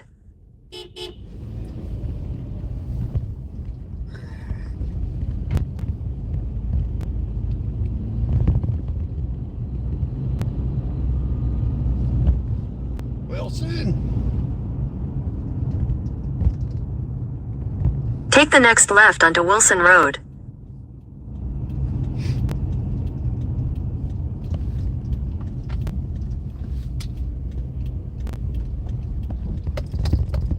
In 600 feet, turn right.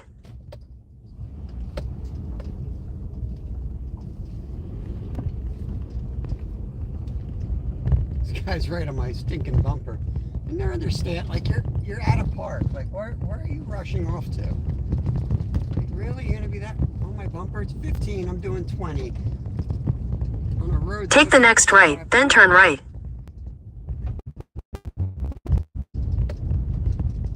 So I'm just gonna go down to the bridge and head upstream, Jimmy. That's what my plan is, unless you tell me otherwise. That's my plan.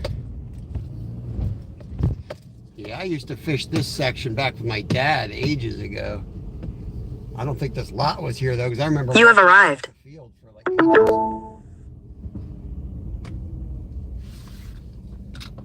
I've arrived. Hold on, guys. Let me get this map person off my back screen. Here we go. All right. Close.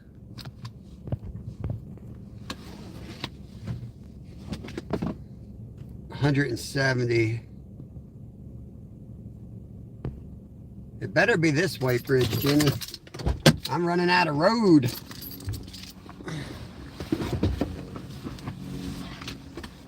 The valley does open up, so let's hope we get a signal in here. Ooh, it's windy though.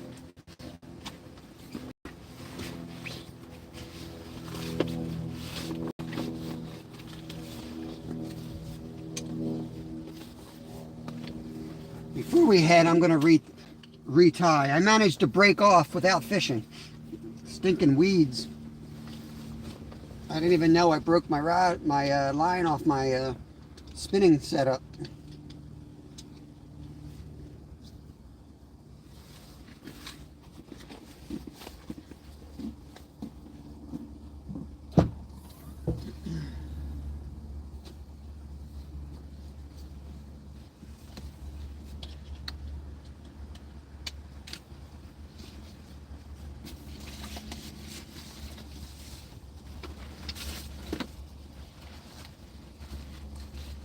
Well, I guess it don't matter. Let me just walk down. I'll retie down there because we might not have a signal. a whole lot to be shot anyway.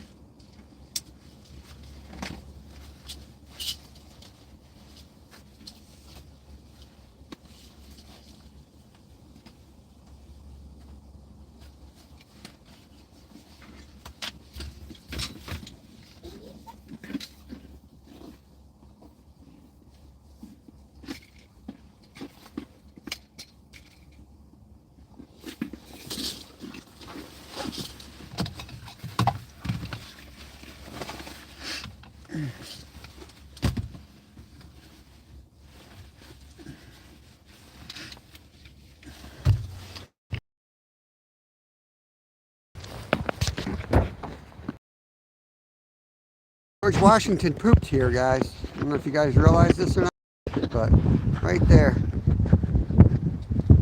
It's right where George Washington pooped.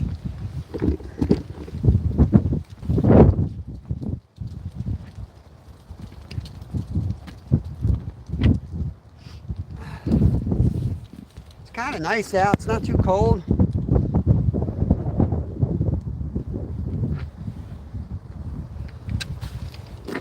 I don't really fish. What I do is I walk around my Orvis vest on until it's lunchtime, and then I go to the rich part of town and I get a $12 latte that I can't pronounce. And I talk about the hatches, basically. All the hatches. I share my expert knowledge. That's pretty much all I do. But I have undertones about me. I let them know that I think I'm better than them.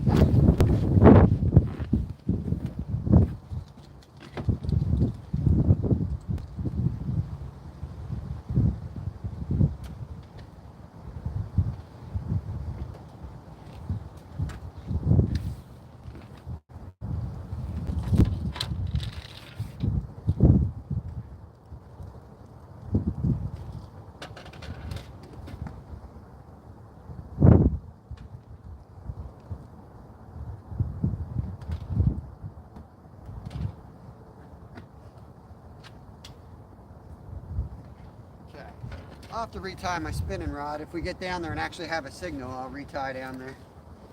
But the way today's going, we might just have a history lesson and call it a day. I'd be honest with you. We'll see. We'll go down and see what we can get into. I might have to scratch the live and just, I don't even bring it. I should have brought the GoPro, so at least I could have recorded.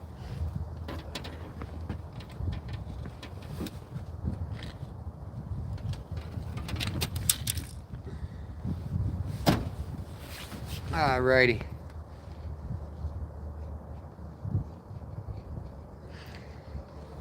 Don't try this home, guys. I am a professional.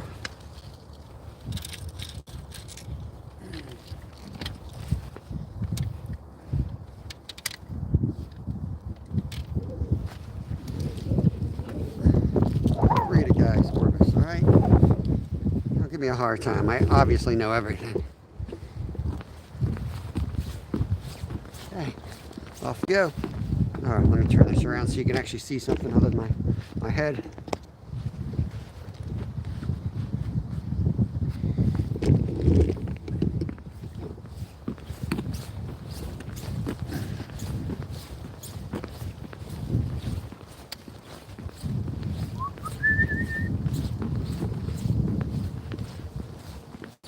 I honestly am more comfortable this time of year than any other. I love this weather. I don't know why, I always feel better. I breathe better. Body feels better when it's nice and cold like this. Everybody talks about going to Florida and stuff, but I feel better. Extra set of car keys. Oh, I don't need an extra set. I never forget mine. I mean, I'm cream of the crop, baby.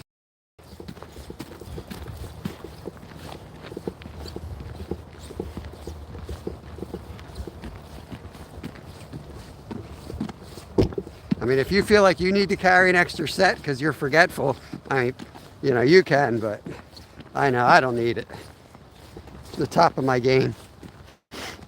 I don't know what my game is, but hey, Scotty, what's going on? What's going on?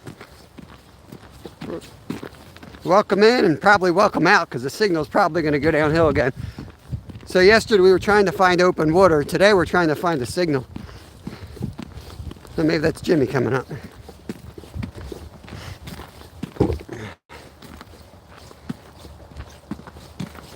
Mama Cookie, welcome, welcome.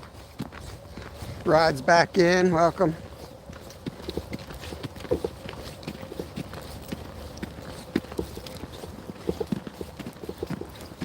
Morning.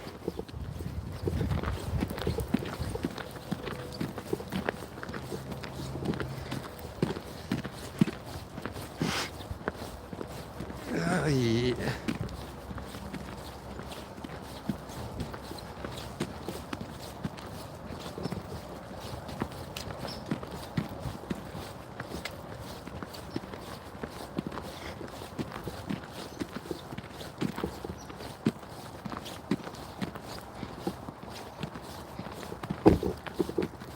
Morning.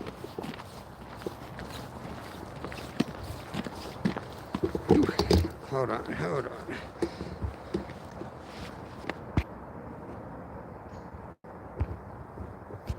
I sure walk a lot.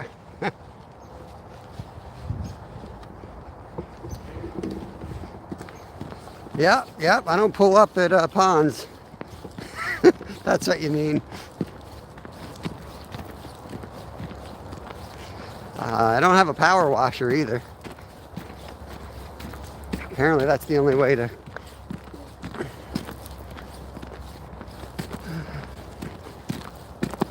Okay. Here we are. Yeah, fishy, fishy.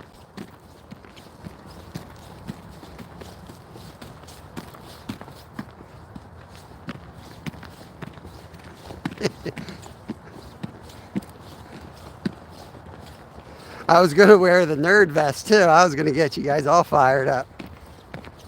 Just to let you know when I attack people that wear certain clothing, just know I got all the same clothing. It just doesn't make you a better fisherman. It's just annoying wearing it sometimes. Sometimes it's better to wear it, but there's guys I think sleep in it during trout season. Let's get a gander up here, see what we're working with.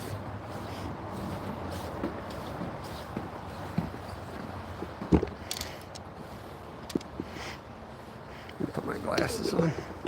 Can't see without his glasses. He can't see without his glasses. Guy probably blew this spot out already.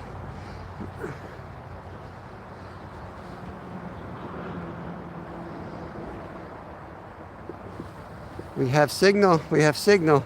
Can we get fish, open water, and signal? Can we get the whole trifecta? So I'm going to go upstream, Jimmy. Is that what I think you suggested? I was going to go upstream anyway. I like to go upstream when I fish, like a salmon.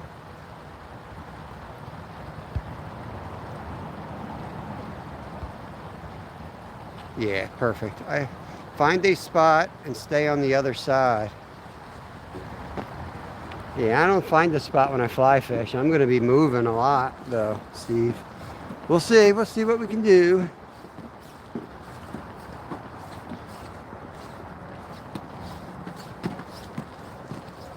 I think I'm just going to go right to the creek and work my way up so I don't miss anything.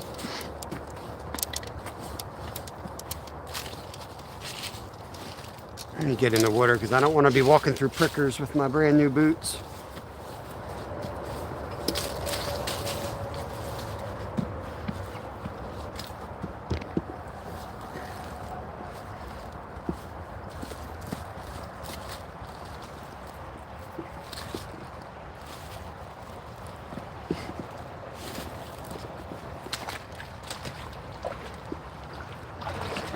Oh yeah, it feels good on my feet actually. Okay.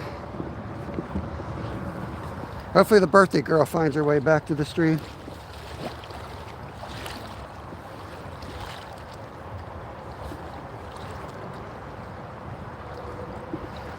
shallow over. Let's get over here.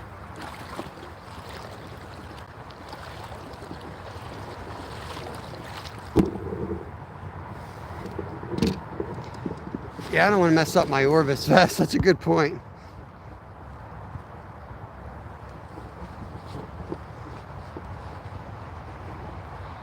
I mean, I can't get wet, guys. I have to, I got to go to the Starbucks later. I don't want to get dirty.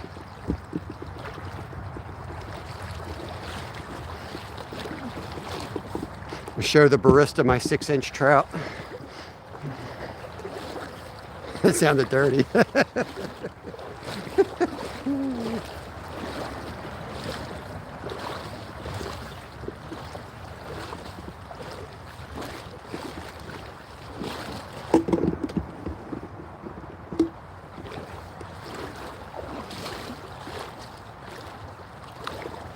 Dead crayfish.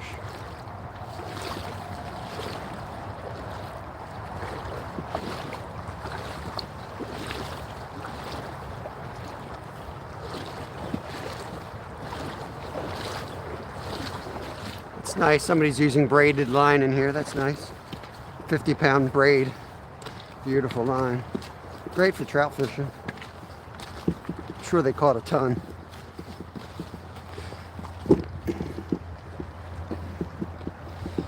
"12 brave souls hanging out, ready for more torment, torture."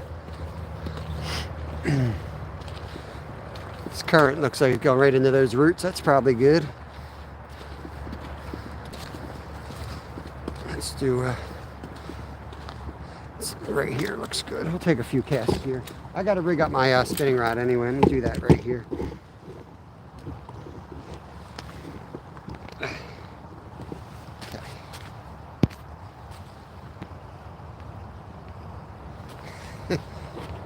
Yeah, you guys all respond when I say something like that. See what kind of people you are. They won't break off. Spider wire, nice fishing. Before we move out of here, I am going to rig up my spinning rod. But let me use Stewart's fly so I can blame him for the skunk real quick. I don't know if this is like, you know, if I had Orvis flies, probably would do much better.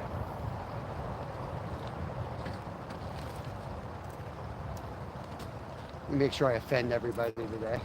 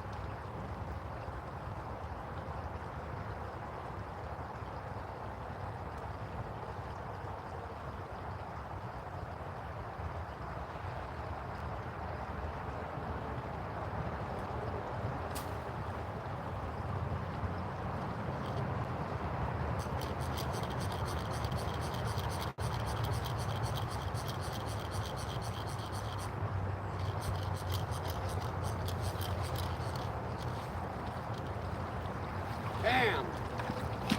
Bam! That's a nice one. 4 or 5.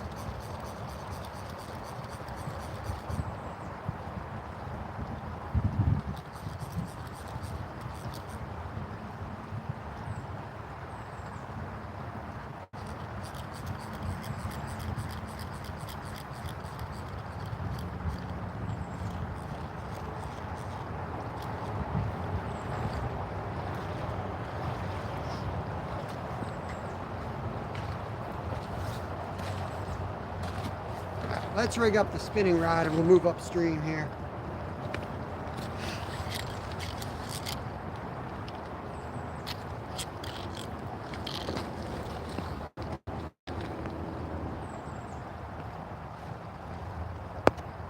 I don't know why that keeps switching back and forth. It's ridiculous. Yeah, I've been casting the fly rod, freaking off camera apparently.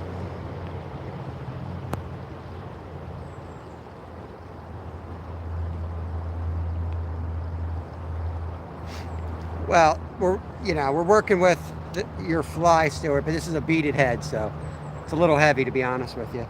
So I'm roll casting it. So it's not like I'm flipping a dry fly, but I'm sure you're all experts. You know, you got ice, you got line that's freezing, but doing the best I can.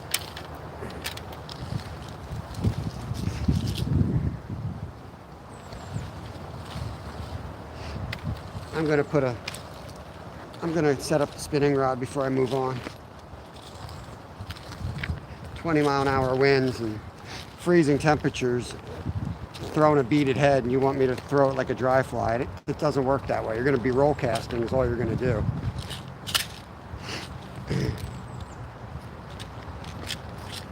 I know you're joking, but some people are listening and don't know you're joking.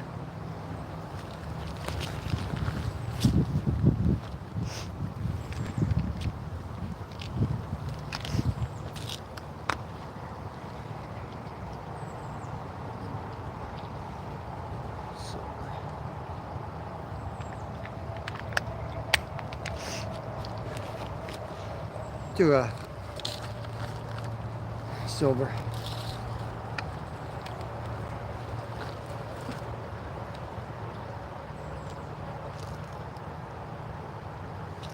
Why does that keep flipping?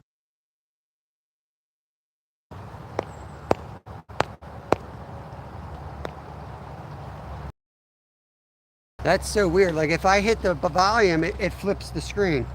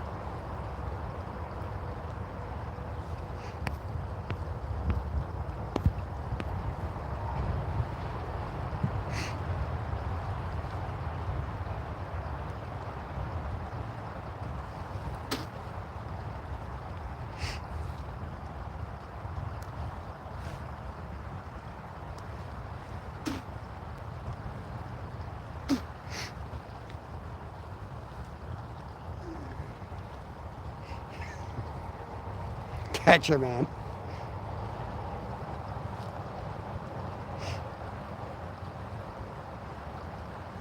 All I'm going to say is when you go live, Slab, I'm going to have a good old time. I'm going to sit down on my couch and I'm going to get to heckle you all. I can't wait.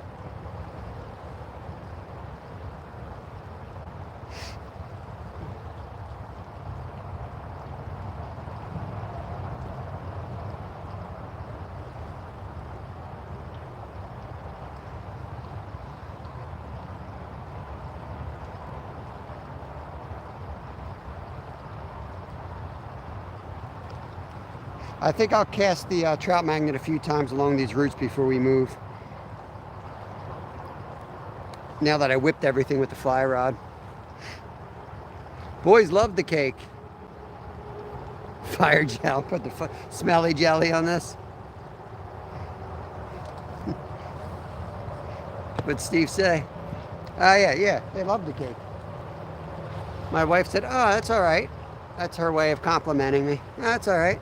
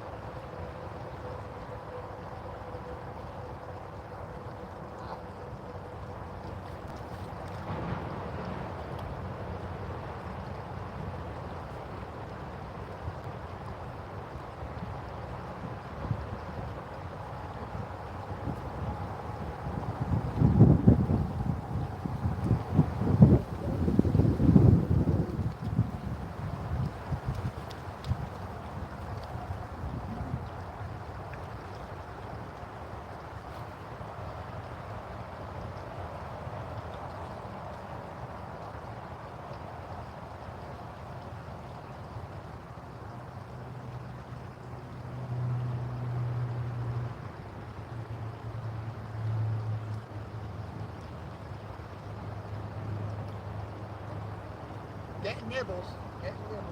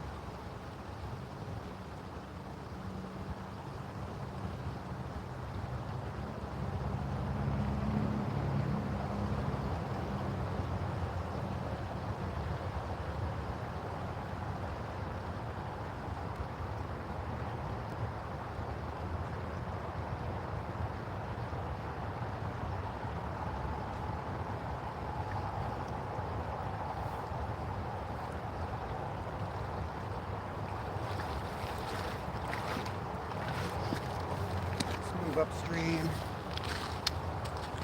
It's not the best looking hole. I'm sure there's better holes coming up.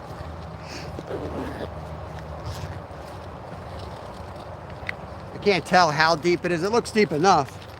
I definitely had some nibbles in there, but I'm sure there's better.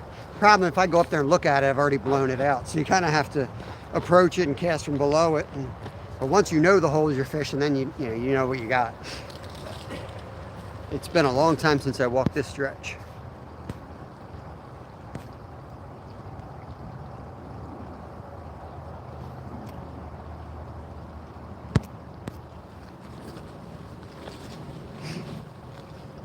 Okay.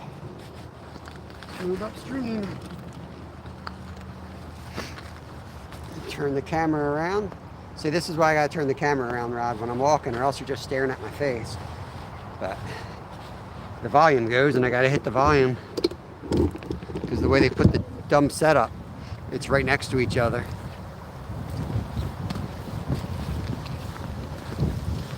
Plus, you got little skinny fingers. Yeah. I don't like walking through the water, but I'm not going through those prickers. Rip up my brand new boots.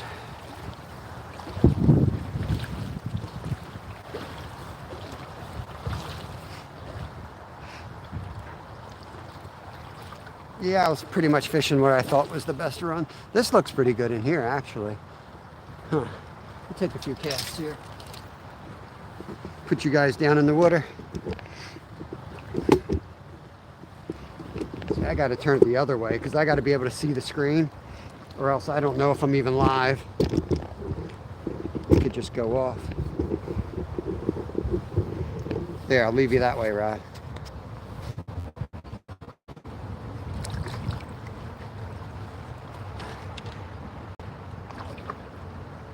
You guys are in the water, don't fall in.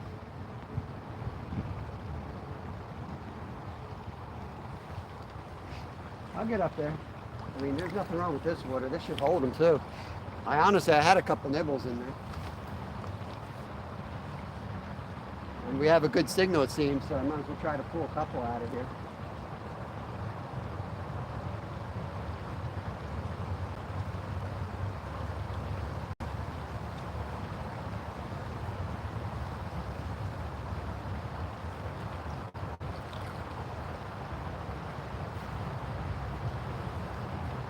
Try to hit the seam of the current and where it's just sitting, try to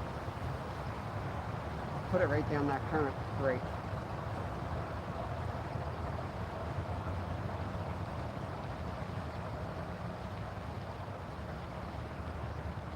Give it like 10 casts and then we'll move.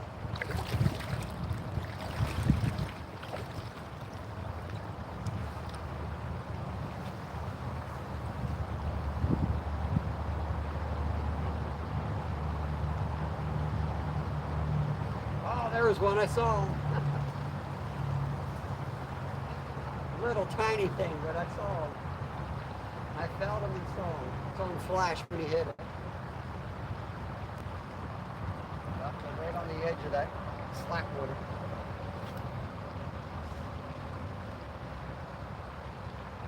I'm going to catch that stick though.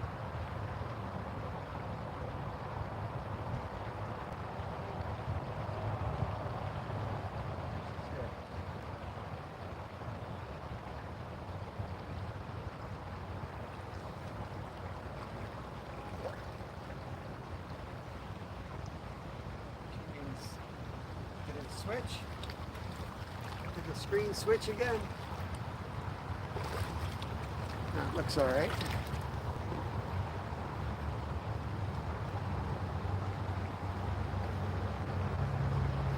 Hey, Wendy.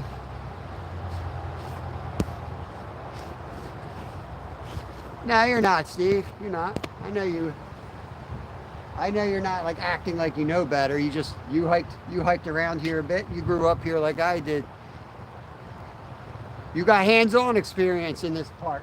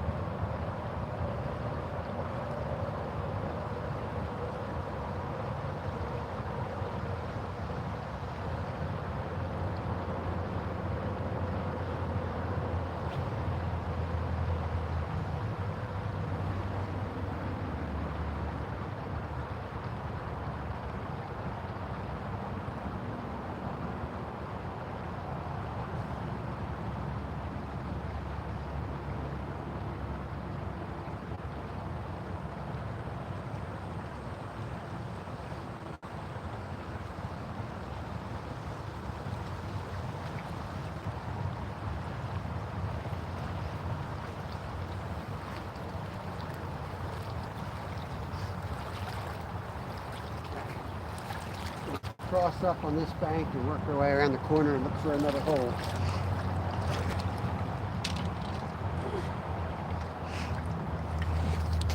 I have to keep an eye on the battery because right now I got the external port closed so that we're waterproof in case you guys go for a swim here.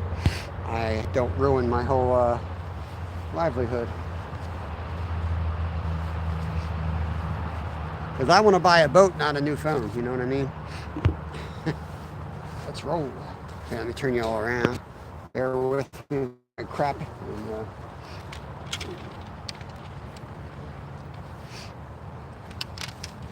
And we'll roll upstream.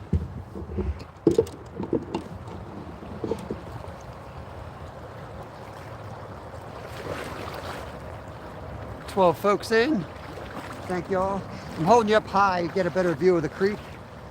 And I don't have to close up the legs of the tripod when I'm moving then. So I won't be able to read chat too much. But hopefully you got a good view. Blink twice if you see a trout for me, because you guys got a better view than I do. But right there is where I was just trying to hit. That seam looks awesome. Felt a couple little bites, but nothing would take it, so keep moving.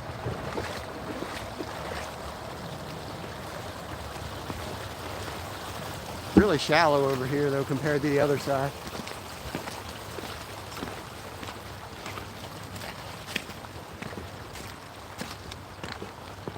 But I see a hill on the side here and the road on the left, so Usually when you have two land points like that kind of pinching the terrain, you get narrower, deeper water. So hopefully that's what's coming.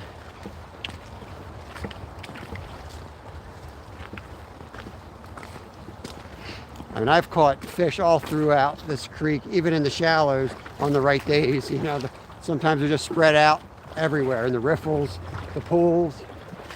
Right now they're probably in the pools.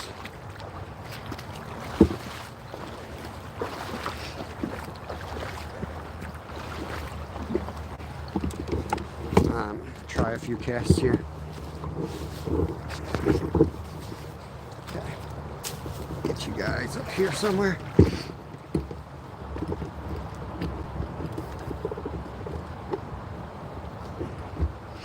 Okay.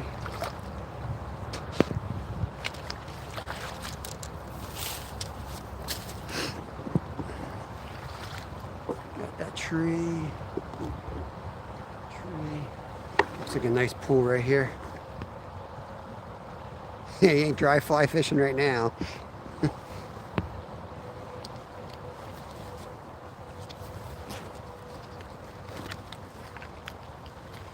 They're not even near the surface, guy.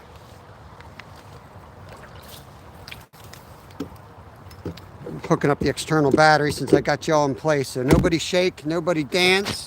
Do not flip this over. I'll be very upset. Okay. Let's make sure this is charging. It's not. Let's try that again.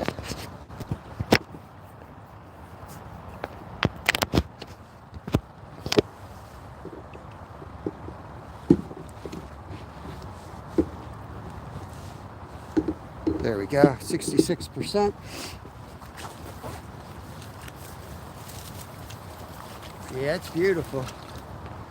Stop it, Slab. Stop it. Yeah, if you haven't seen my video on this place, make sure you check it out. It shouldn't be hard to find. I got Valley Forge in the title of it, but Kevin and I slay in here a few times. Get out of here, Glacier.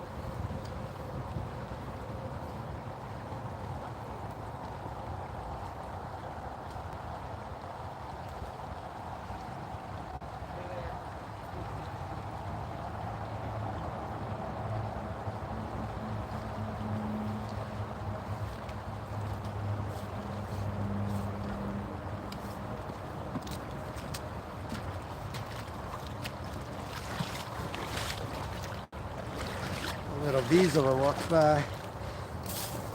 Brother used to have a Vizsla pup. I like those doggies. Okay, we're gonna head up further.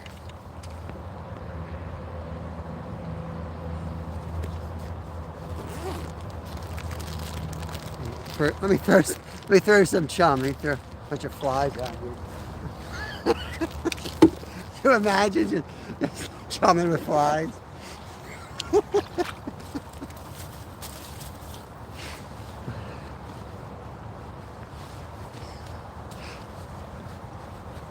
Bruh. Come on, bruh. All right, let's see how we can get around this log here.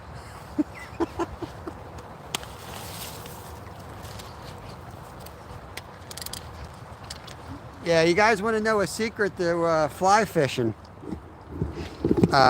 It's called matching the hatch, right? But what most people don't know is you can make your own hatch. Go to the store, buy about 20 flies, right? Throw about 18 of them in the water, and then put one on your line and cast it out, and you've made your own hatch, and then you've matched it. Follow me for more fly fishing tips. Here at Orvis and Orvis.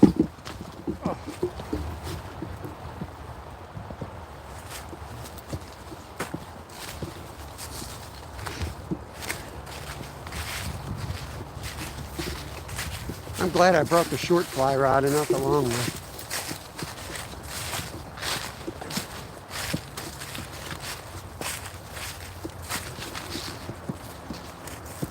It's a nice deep pool up here. I don't like slow pools though. We'll see what we get.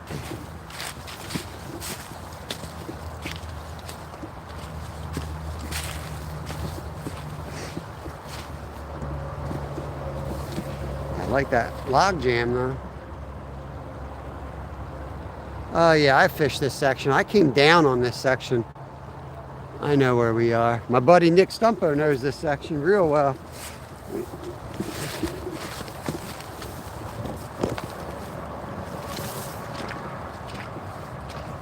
We caught a huge sucker fish in here one time on a fly rod. That was fun. This gets a lot of pressure over here. It's super loud with the turnpike. We'll see. Sorry if it gets too loud, let me know. I think we could probably pull one out of that first hole we hit if we concentrate on it.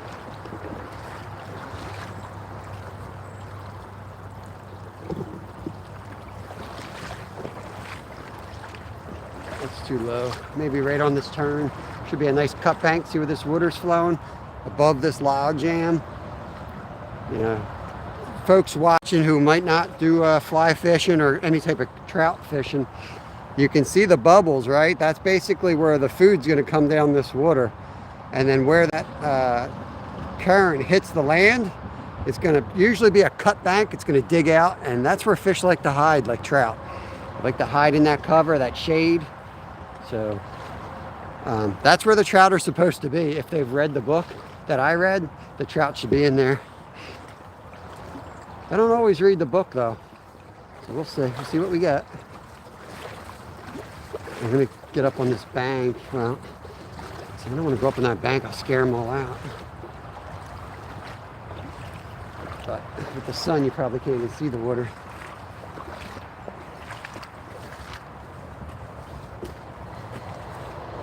Wow, it's low. We might just skip it. It looks too low.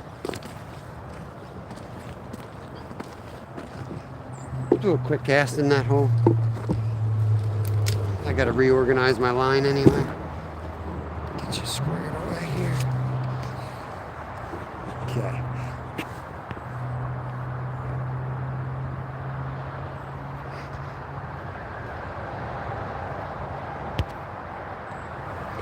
Yeah, if you're watching in the background, I'm giving Orvis a hard time, but don't worry, I'm really not a fan of Orvis. It's fine, but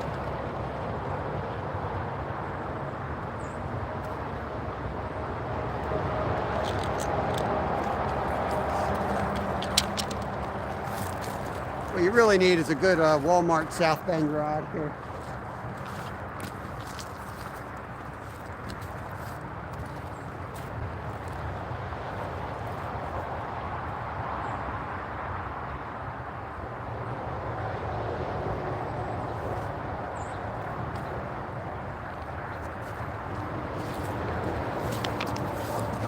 Nothing in the upper part.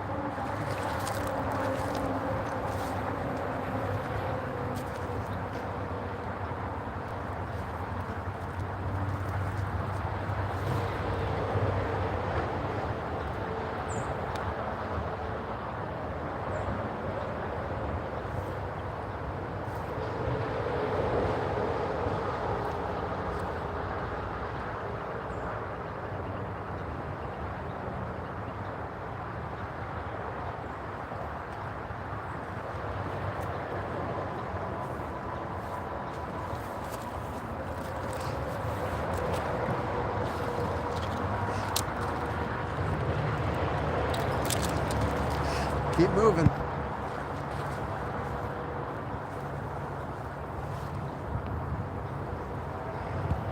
Nice. Where are you, what are you up to tomorrow, Brad? Tomorrow is Brad's birthday, all things country. Turns 18 tomorrow, so buy him a drink. Or 21, whatever. Well, I don't know what it is in Canada. I think they drink Molson's when they're like 6 up there.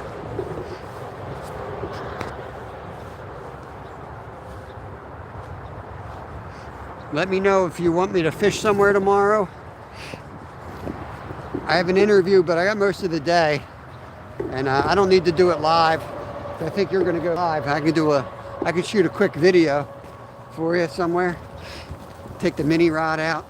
Take the beer koozie out. Ooh, look at this hole. This is juicy. Ooh. Ooh, this is juicy. Let's do this. This is Steve's spot. I can tell this is what Steve was talking about. We're at Steve's location. Turn you all around. Gonna have the sun right there.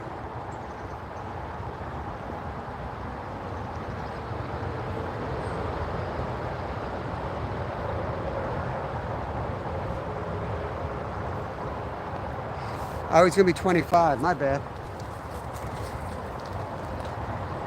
I know you're looking right in. You can't win when doing a live. You guys that do lives, you know. Steve's finding out.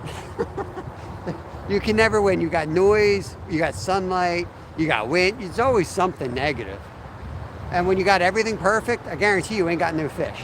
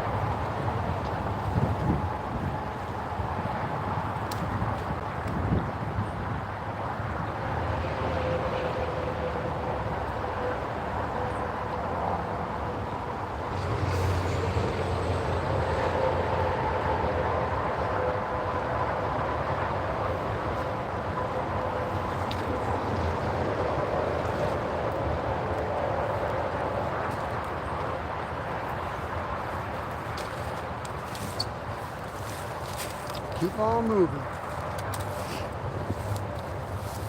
Hey, Rick, welcome in. Retired Rick's in the house. Stats, welcome, welcome.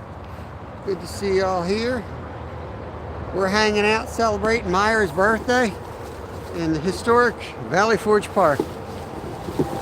We did a nice tour of the park, but now we're getting our fishing game on. We're fishing down in Valley Creek. some wild brown trout population in here. We were in some beautiful spots with no signal, and now we're in a spot with signal but a turnpike. Doing the best we can in Pennsylvania. It's absolutely beautiful out here if you're dressed properly. And at the moment I am. I feel awesome. Awesome. It's around freezing. It's probably in the upper 30s by now. I got a nice windbreaker on, and the waders keep you nice and warm. So the water's still not frozen here. So perfect. Whoops. Bang you all around here.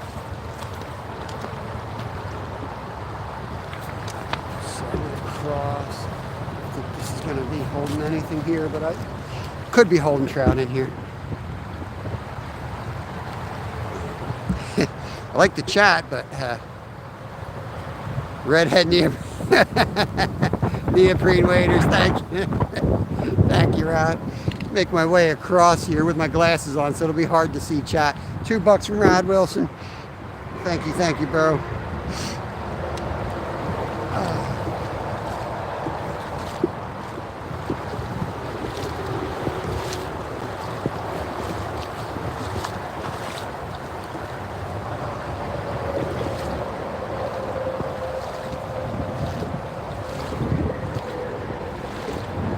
This is all shallow here.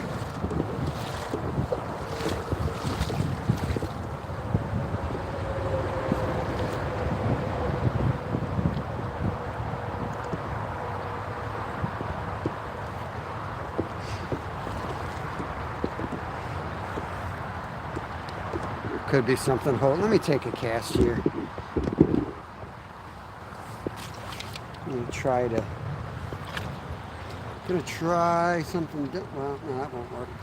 I'll be right back. I gotta put my rod up on land. Well, maybe it will.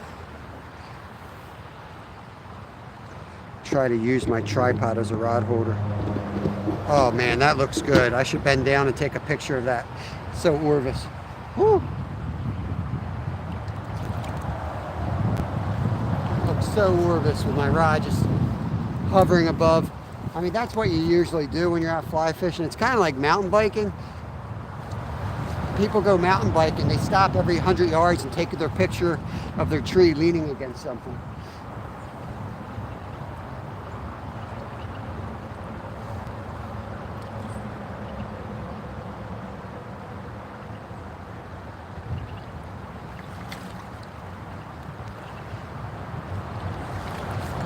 Can't go too far. I'll scare him out. I left you a pack of mealworms. It's illegal in here. Artificials only in here.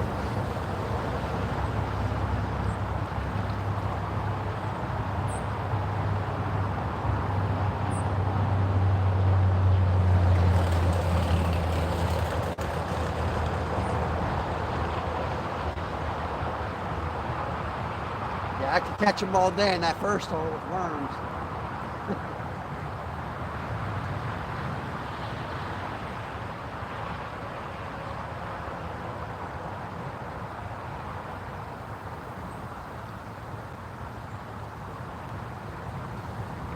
Throwing behind the camera. Nice hole over here too.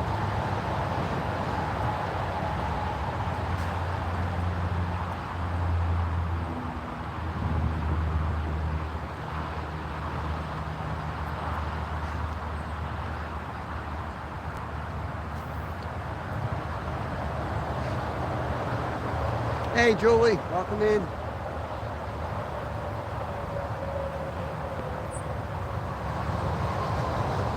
Hey Tara, we'll get you a wrench. Thanks for coming in here, appreciate you. Whoops, I almost timed you out, Tara. Welcome in, you're locked out now. Standard mod, there you go. Connect around. I see you in Skeeters. I bumped into you on my travels. Welcome, welcome.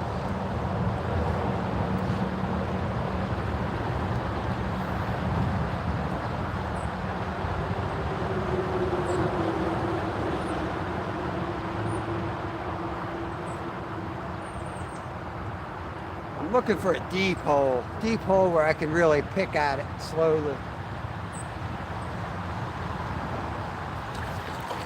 These are like running and gunning holes. 2 casts to move, 2 casts to move.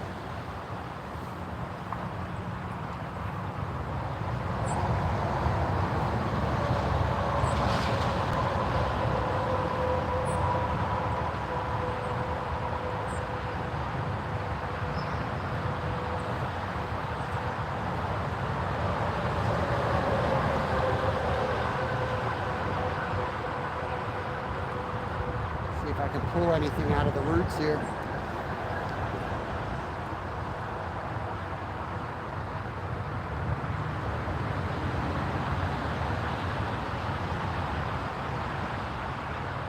I think I got a cream colored rubber worm in here somewhere.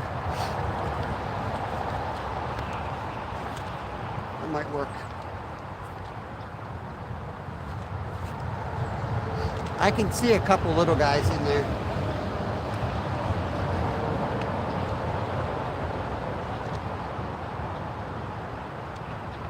Not even there.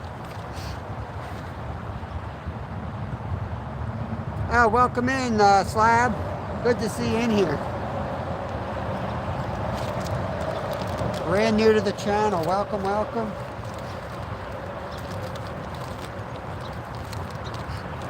We're out here hunting trout with bow and arrow. Good to see you.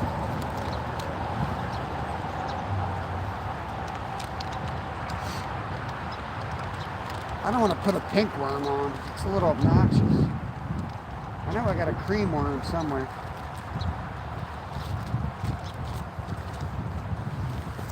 Probably under 3,000 flies from Stewart.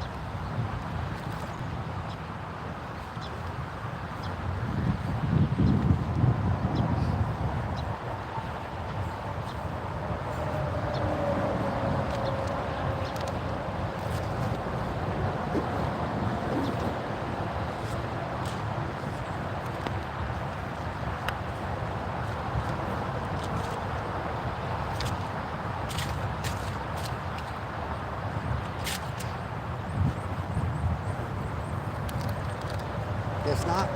Orange worm it is.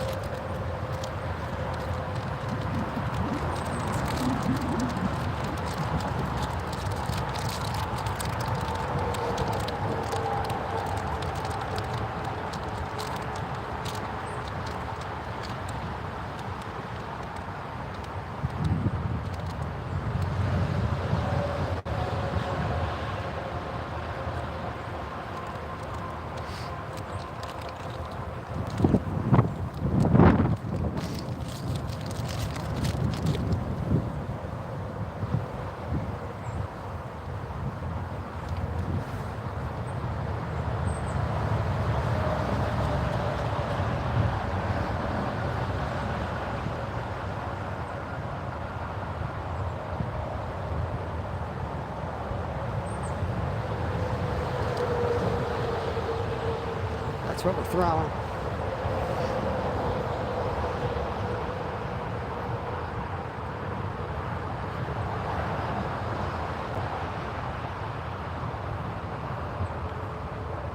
I'm new here too, guys. Welcome, welcome. I'm new here.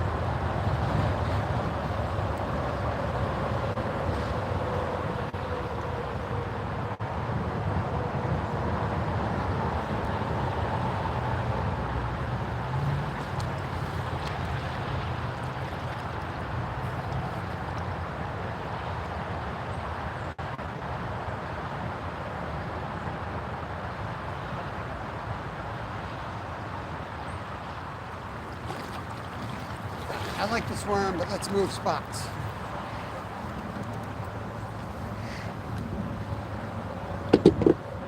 It's not too big and obnoxious, it's just the right size. Now it'll get if there's a hungry fish, it'll get a quick bite. It's nice knowing they saw it.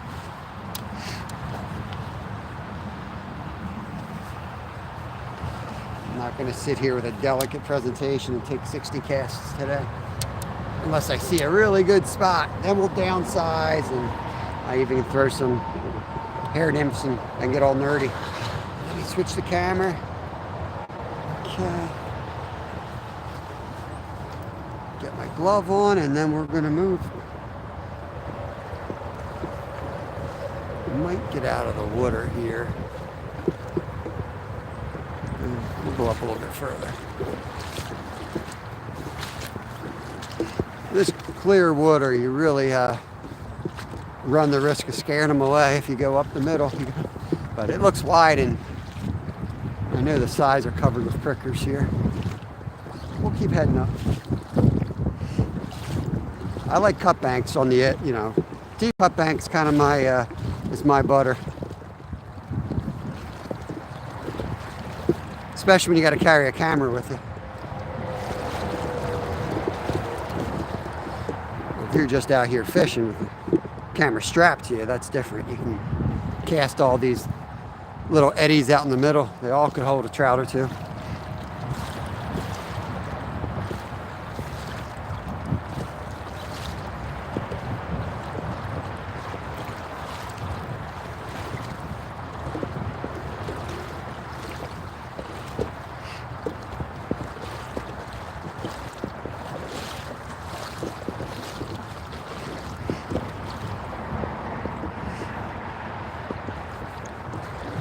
Stay to one side here. That way I ruin one side and not two. It could be in here. Throw a few casts.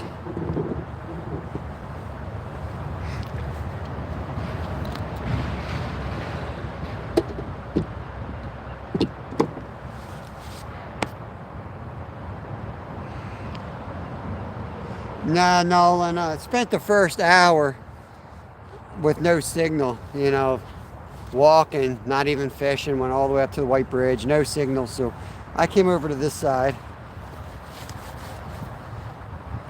to get a signal, and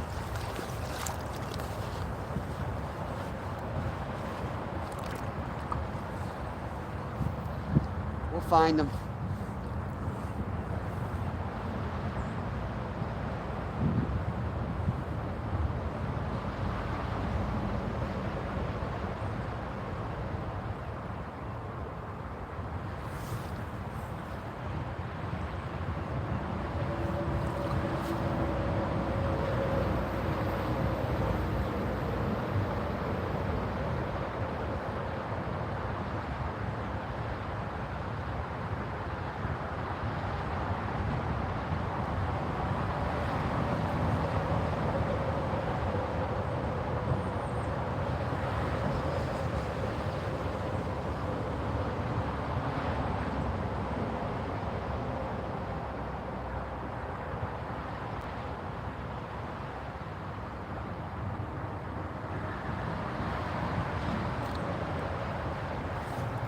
I gotta keep heading. I'm not seeing anything that looks great, so I'm gonna keep heading.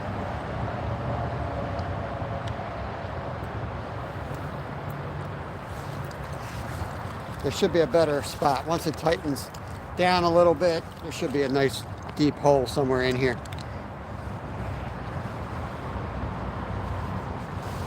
I can see it. I don't know if you guys can see it. I can see the bank crystal clear. It's nothing's hiding there. They like it narrow here. It gets hot down this, in the States. Trapper. Even though this is wild brown, they don't hold like they would in some of the spots. This ain't Montana. It's just not deep enough ain't in there.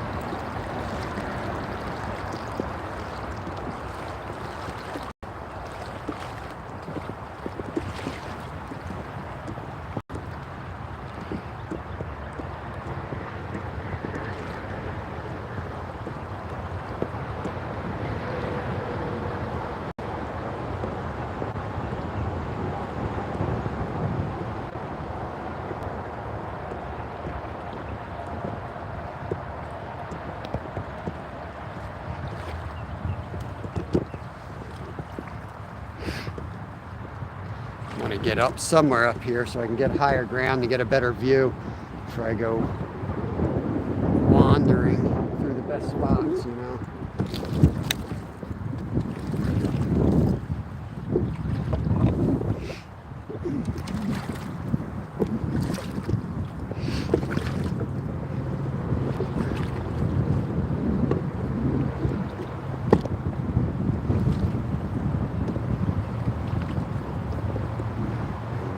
here looks good. Up here it's deeper.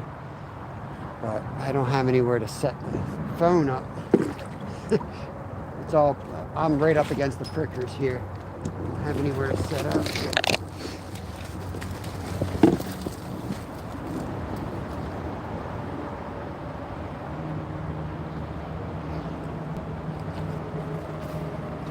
See, right here would have been a good spot. On the top of it. I think around this turn. Let me just get through here. This looks pretty good, but I think there's going to be better spots.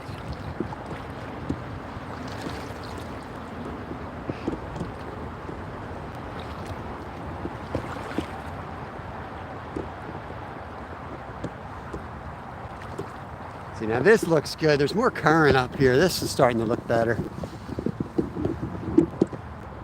They'll be spread out up here, the little ones at least. Yeah, look, there goes one. Yeah. Now we're talking.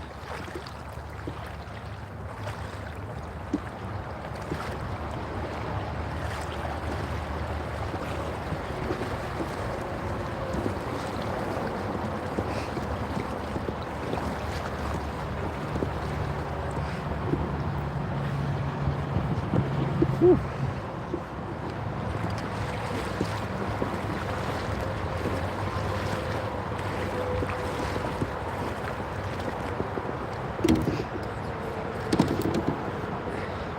Switch the phone around. Give me 1 second.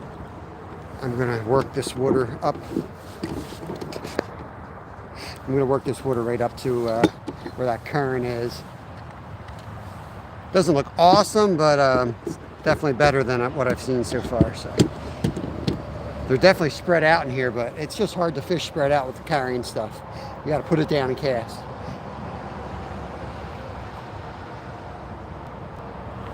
Yeah, and it's very clear, and that makes it really tough. So I'm going to work this area. There looks to be some side pockets here, so trying to make long casts.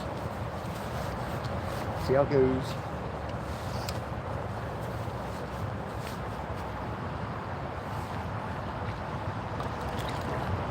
We'll hit the close water, but I'm going to work my way up it.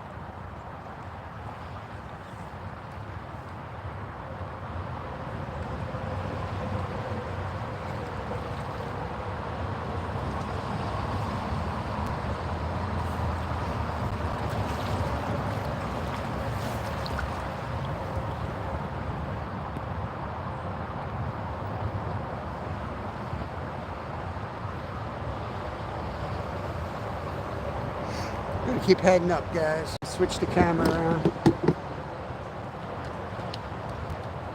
Looks good around this bend coming up. This way.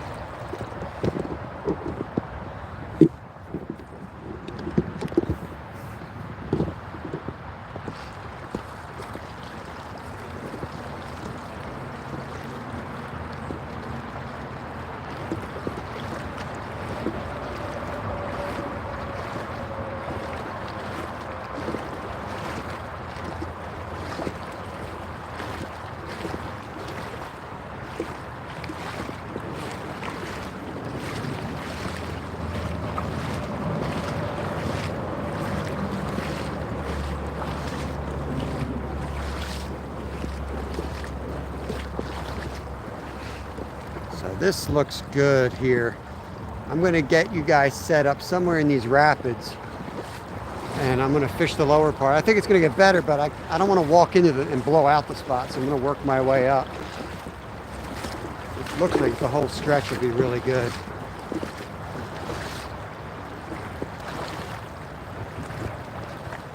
But like where that tree is hanging, kind of tells me that the roots are undercut with the current. Now we'll go up a little bit further. It looks really shallow.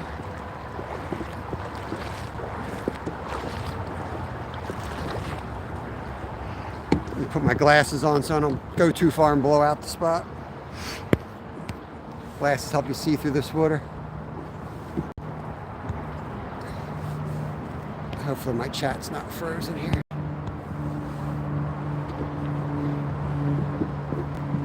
Okay.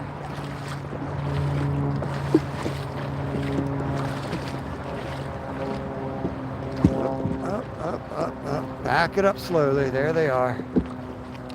That's what I've been waiting for. Nice pot of them. Okay.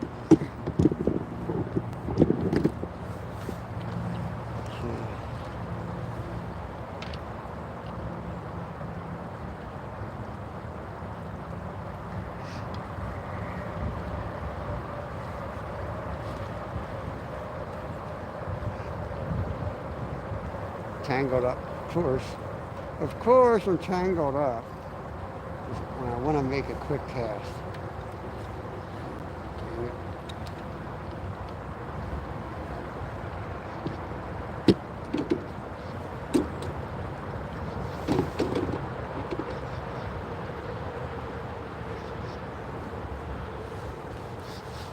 I'm going to just wait until I see him again.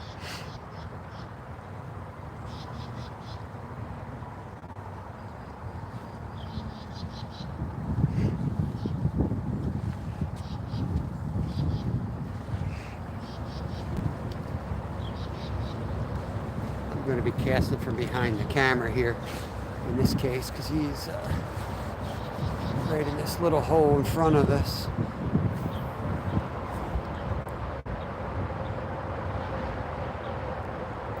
Yeah, he just, my big fat worm scared him away. He took off like he was getting eaten alive by something. All right, let me get up there and do some casting. I knew I should have fished that lower hole.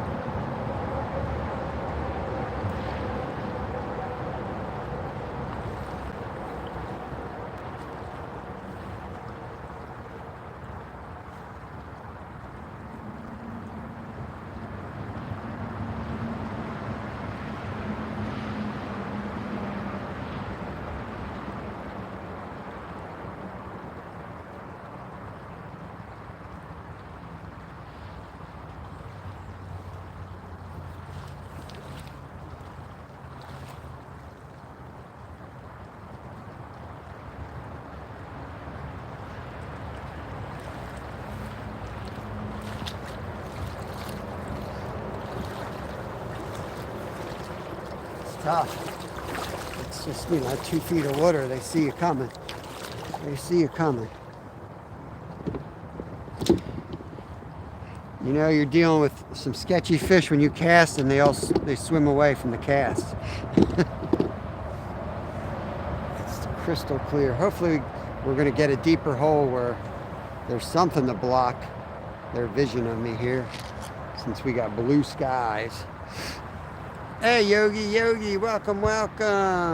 Good to see you. We're having a vegan-friendly stream today. This is a catch and release only area.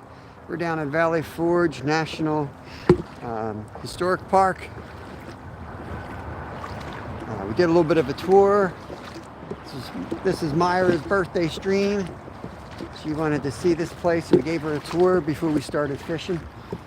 And found the 8th Virginia Regiment, which she has ancestors that were part of that. So we found their monument and where they had their encampment. So that was kind of cool. And now we're down here messing with these local brownies. These brown trout are super smart. They've seen everything thrown at them because it's catch and release. This looks better up here though. Beautiful. It's tough to catch. But appreciate you coming in, Yogi. Hope you have a great day.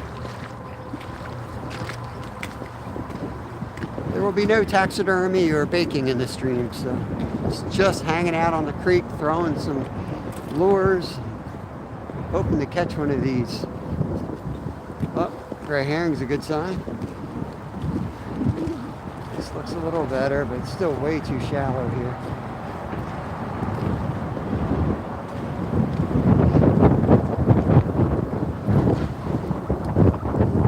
Options.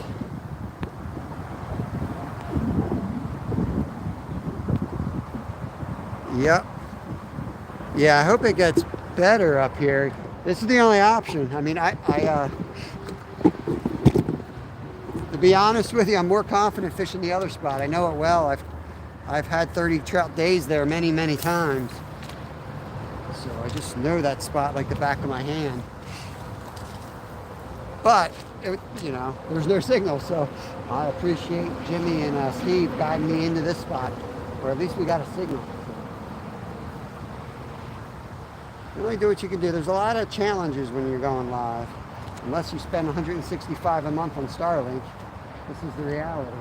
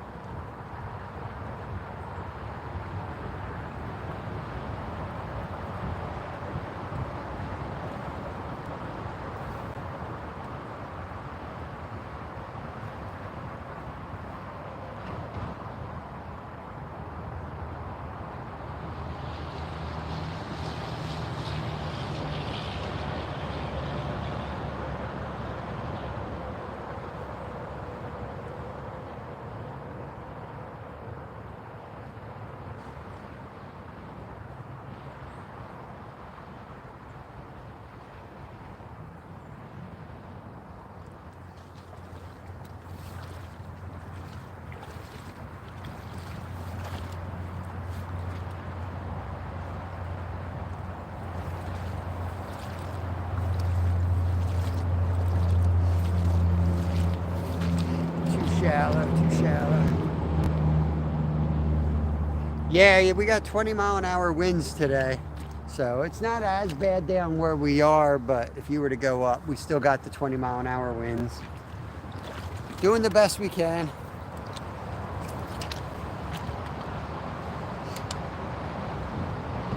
You might be hearing the turnpike too. We're right next to a highway. I don't know if I want to cross over to that side. Let's cross over. It's a higher bank.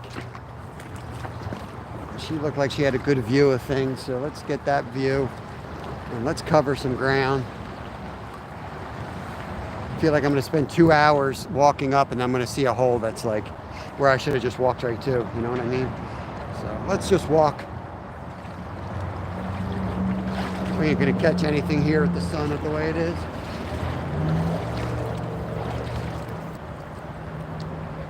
Looks like little critters. Let me turn the camera around.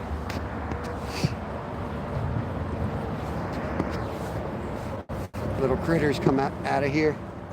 See the little tracks?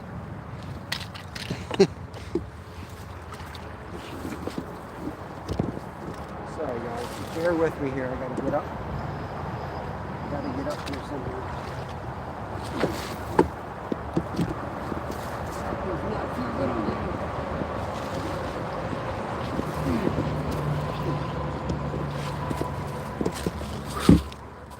Okay, we're up. We're up. Yeah, spot looks good from up here, but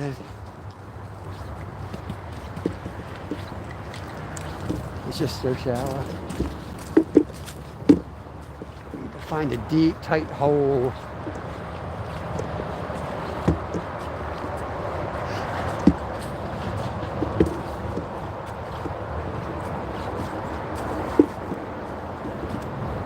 Yeah, some of these spots would be great for throwing a worm.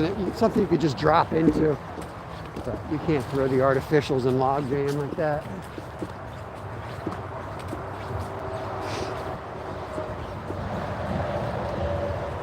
Looks like a good hole there. We might fish this spot. I probably have to go up to the bridge and cross over. I don't want to spook them. I'm not going to look too close. But that's fishable. Of course it's going to be loud and roaring.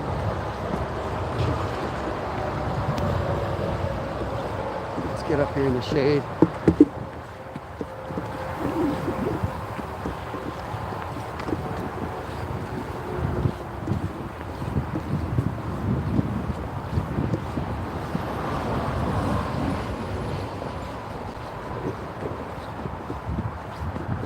Can't see anything. There we go.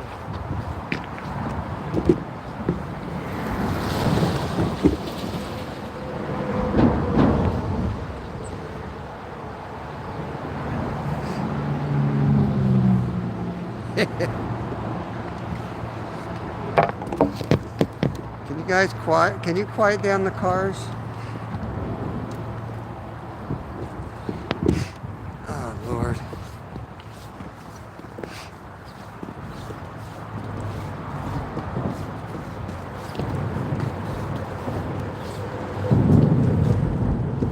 I'm a sucker for bridges. You know, I gotta fish them. Gotta fish them.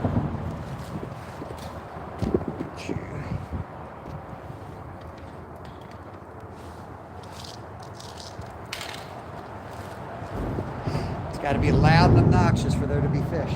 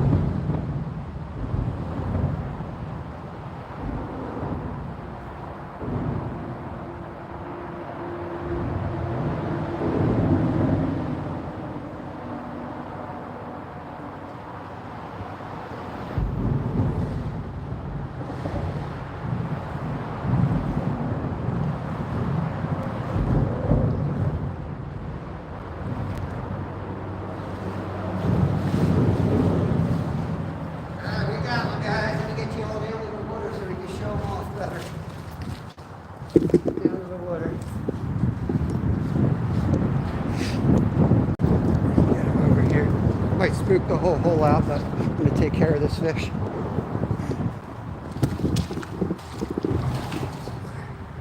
Okay.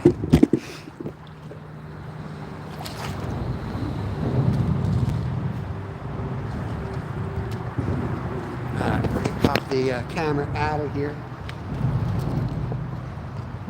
This way. Fish on, baby. Where do you, hey, Mr. Kevs, I'll get you a wrench in a sec, bud. We're dealing with wild, so, you know. Trying to take care of these guys.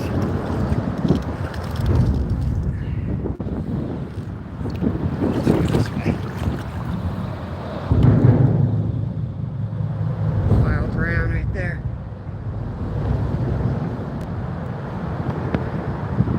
You guys see him? Turn him on his side. Nice wild brown. Here he goes, guys. I'm gonna let him go.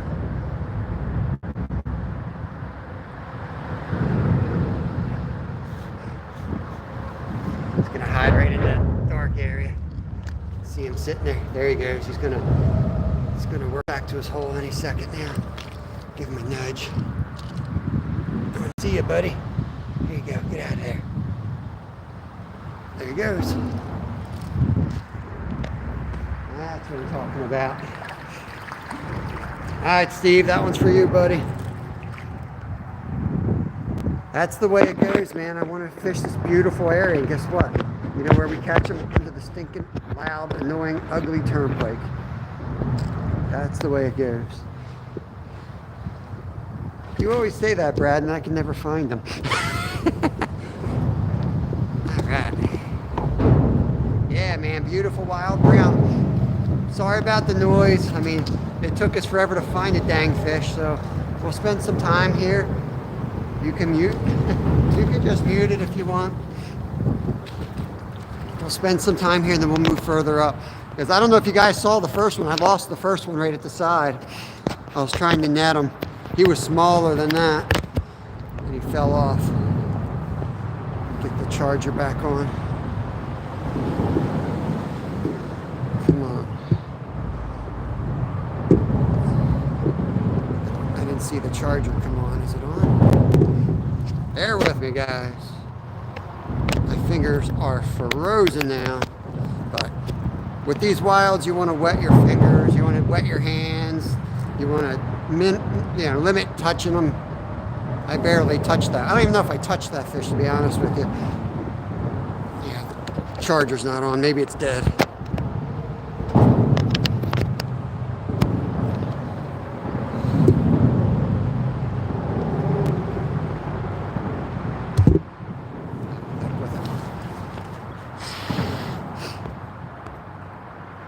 Thank you, Trapper. Thank you, Mr. Kevs. Mr. Kev is a heck of an angler. I want to say he's down from the DC area, but I've seen him do mostly carp is what I check him out for. Let me go get my rod and left it down the bank. Oh, you're awesome, Brad. Thank you. Appreciate that. Man, I look horrible. I get so ugly in winter. I'm always ugly, but winter I turn into like super ugly guy. I'll be right back.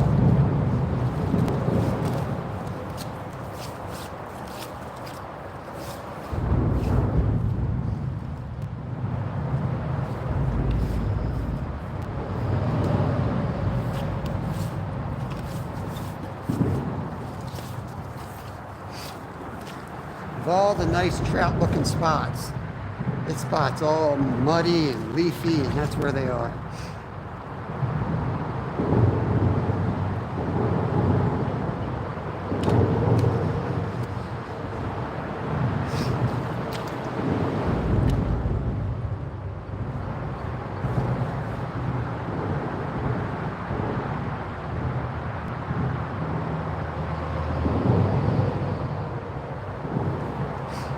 Caught him on the trout magnet, as always.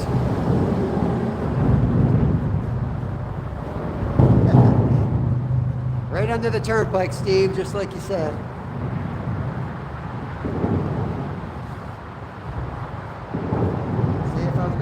video, I just put like Metallica over there.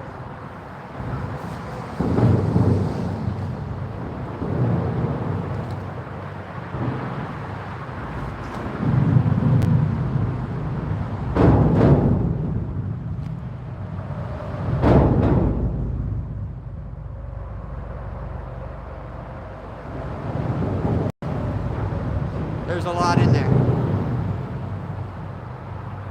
We'll get a couple more and then we'll switch to fly maybe.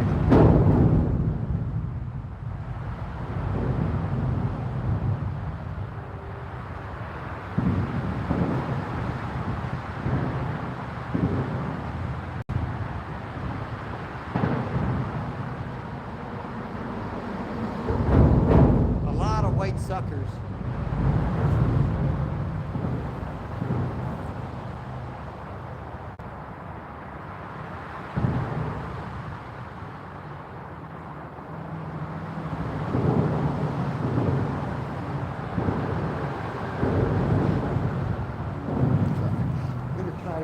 Out a little bit, get a little bit more of an angle on it.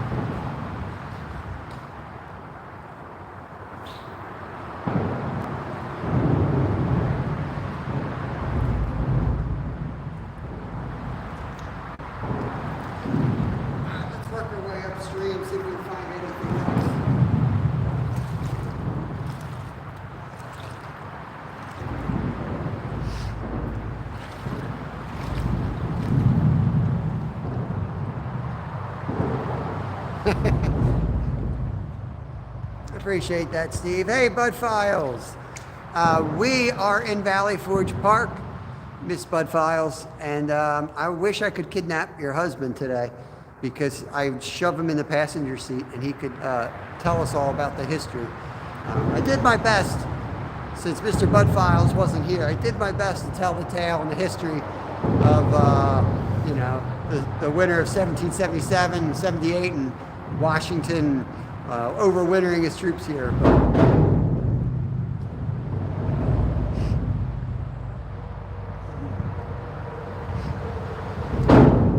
I can't take the noise. Let me move, guys. I can't take the noise. I gotta find my fly rod. I left it. Go this way. Yeah. Happy Friday, Sue. Today is Myra's birthday from Buying Space, so Myra wanted me to fish Valley Forge, so here we are. Came to Valley Forge, fishing where George Washington fished, and pooped, for that matter. You know. Good Lord.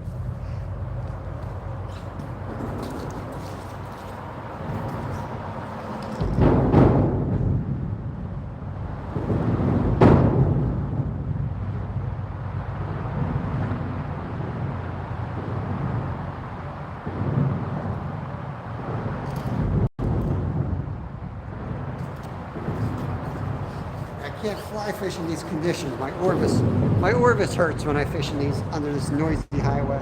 It's not scenic enough for, you know, somebody of my Orvis caliber. Let's get up out of this noisy spot and look for more fishable spots. Here's the pavement you were talking about, Steve. Story of my life. I fish where the pavement ends. Always.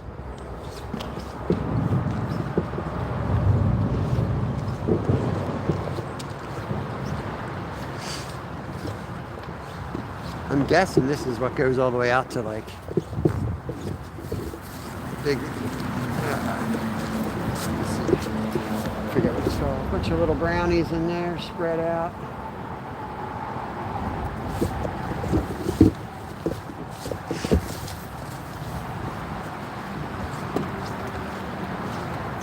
There's one big brown in that hole. There's a nice big one in there.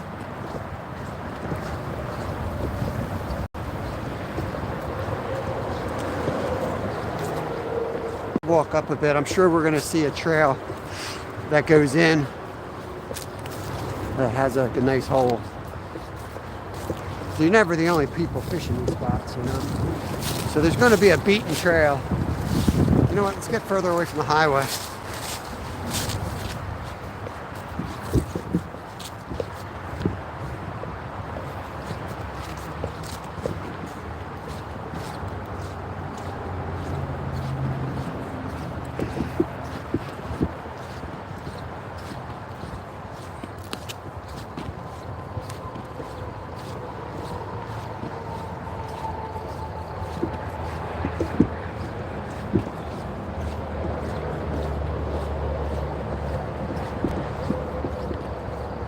That's better. Getting better. Okay. Got 9 people hanging out, 47 thumbs up. Appreciate you guys. Can anyone tell me what time it is on the East Coast? I can't see. Oh, you know what? It's 12:34. I see it. Thank you, thank you, thank you. 12:34. 12:34.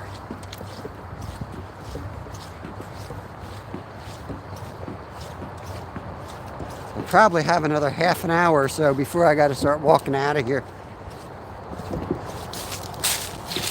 Looks good.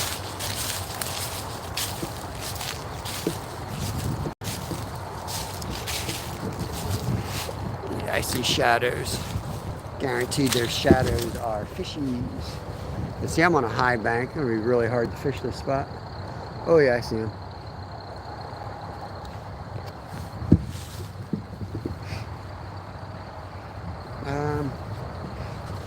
Let's go down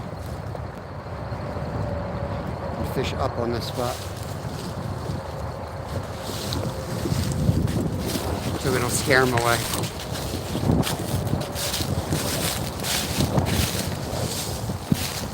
Dang, they're holding in here too. We gotta go further down.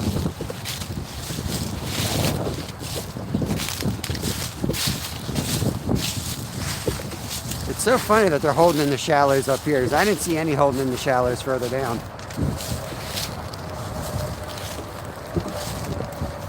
So this is how the other spot looks in the summertime. They hold all over the place.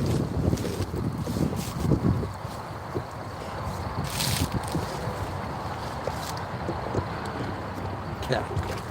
Bear with me. I know there's a lot of bouncing around.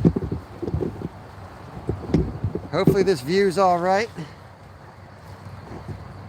Thank you, Scott, Travis. Stealth fishing. In these shallow waters, you do have to sneak up on them.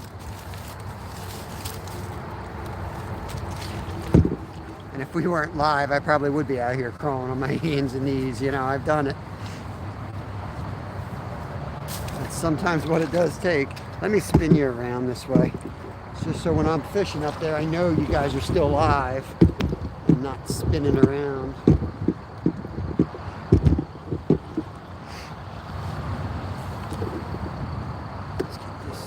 Leg down, it looks good.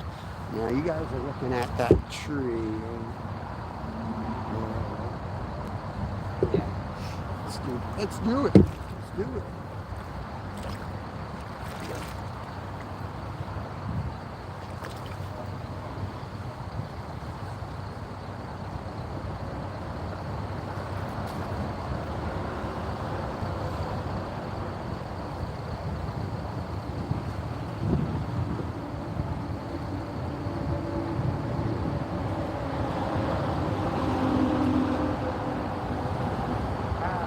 Add a little.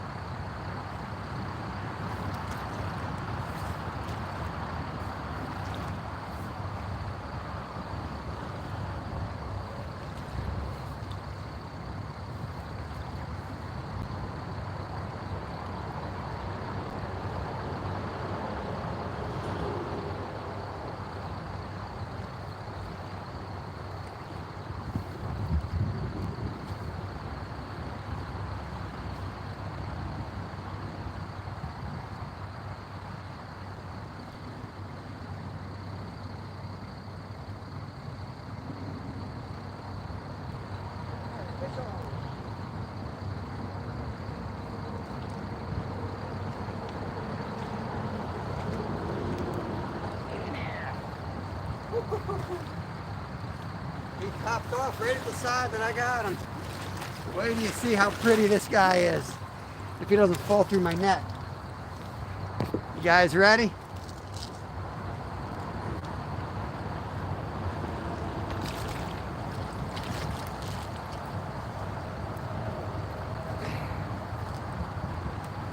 There he is. Look how pretty that one is.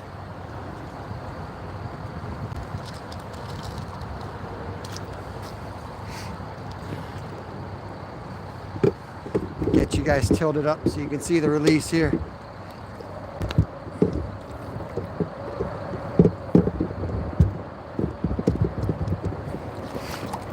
Okay.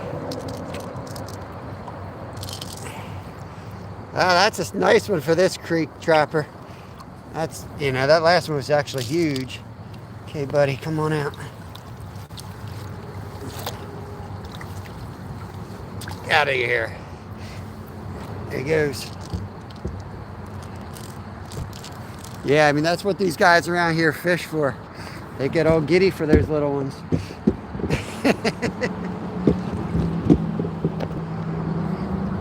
There he is. Hope you guys saw it. Yeah, it was a night. The colors were awesome on that one. I saw him coming a mile away. I couldn't believe he was going to take it after that long swim across.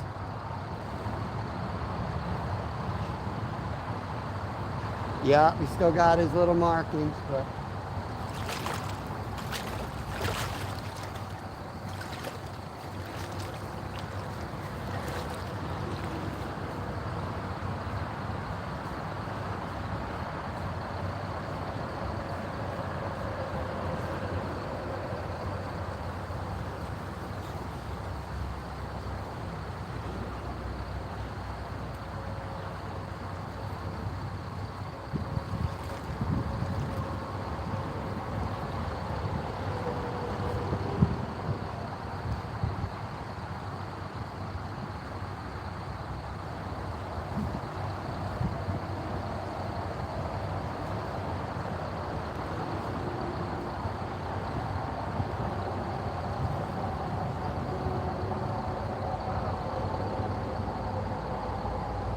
that was a nice one.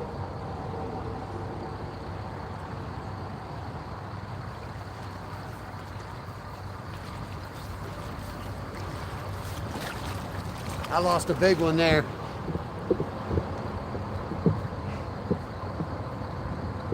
Too bad, Glacier. That's what you get for wandering off.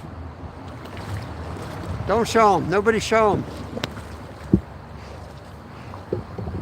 One was about 18 pounds, Glacier. About 18 pounds, I'd say. I mean, just a monster. A once-in-a-lifetime fish, they say. Too bad you weren't here to experience with us, Glacier.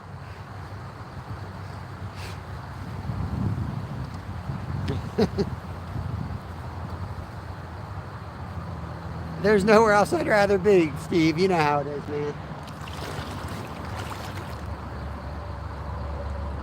Devin, stay put. We're going to get one on this cast, all right?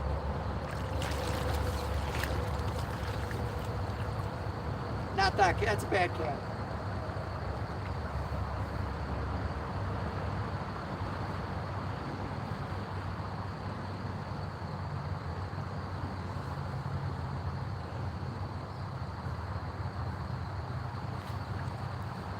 That was that one.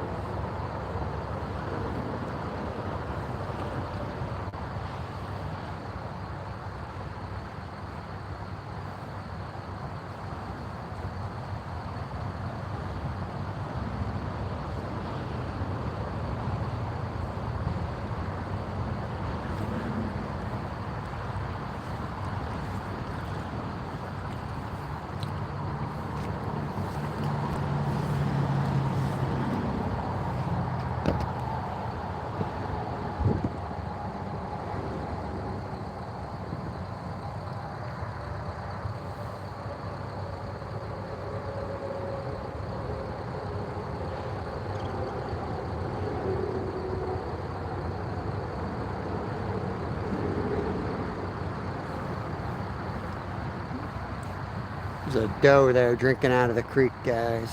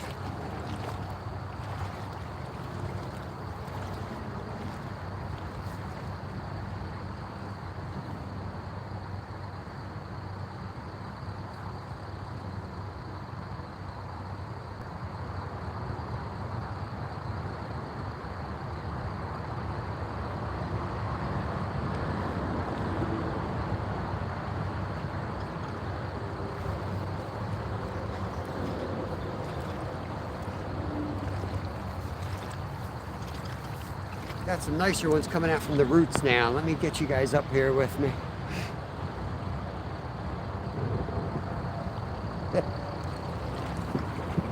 Nice, tranquil doe walking across the stream. Well, 18-wheelers roll on over there. Welcome to Pennsylvania.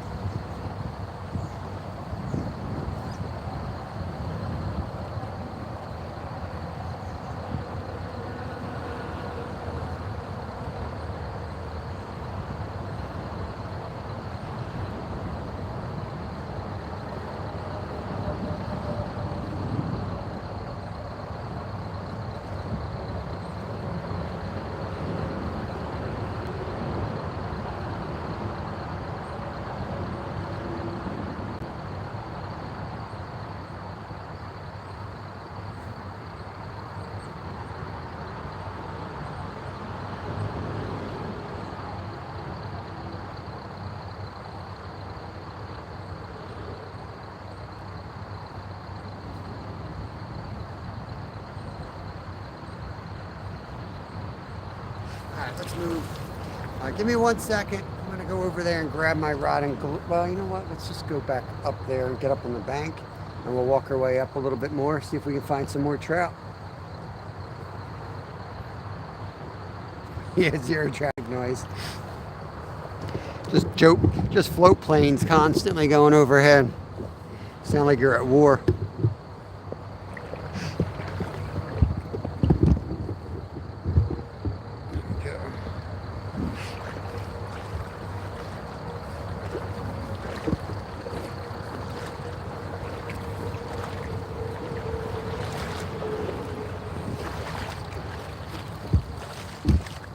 Don't be a hater, Devin. What happened to that leg? There we go.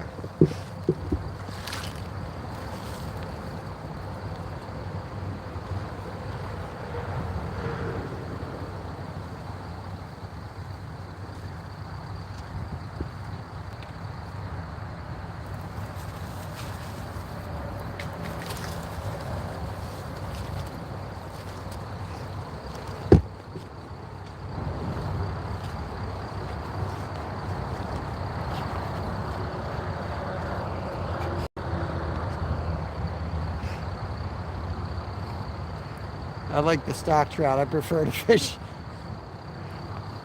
I prefer pay to fish areas though, of course, naturally.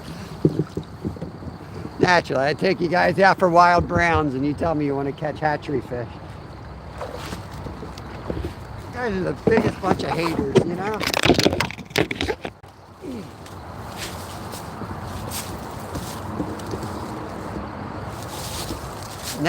Next, Devin's going to tell me he'd rather me go out carp fishing, and I'm going to strangle him.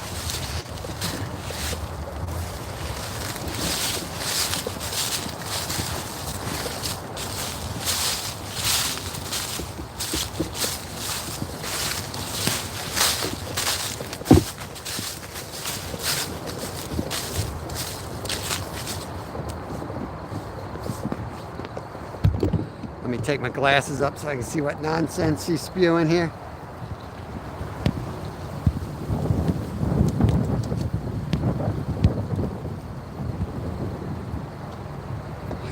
Yeah. I wouldn't be surprised. Well, good, because guess what? Now we're doing next week, guys. We're back to carp next week. We got a thaw coming, so our lake should be thawed out.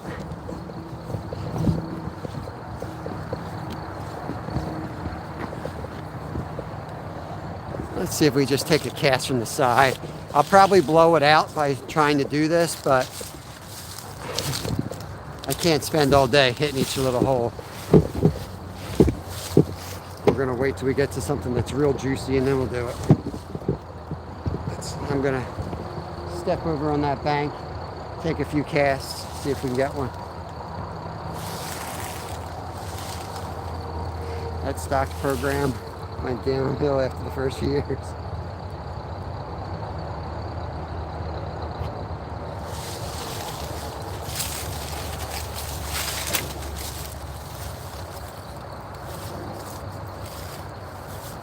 Already scared half of them out, guys.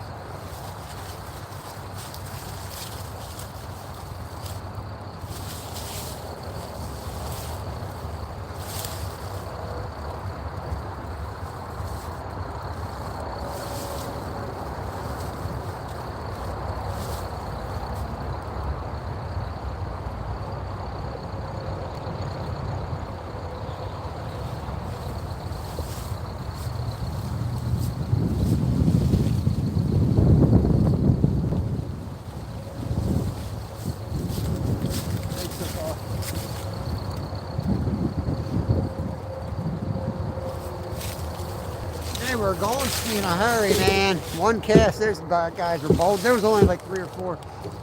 And they bolted. Figured they would. But wanted to make sure I wasn't wasting my time getting all sneaky, and they were dumb. But nope, they're not dumb.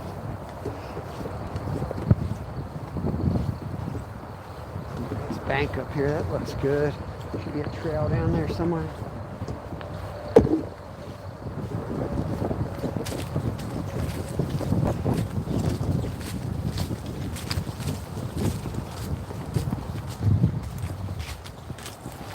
Oh, that looks juicy up here, guys.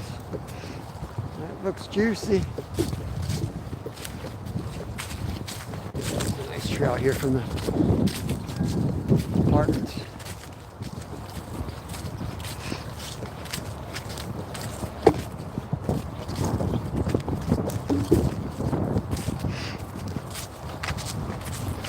Hi.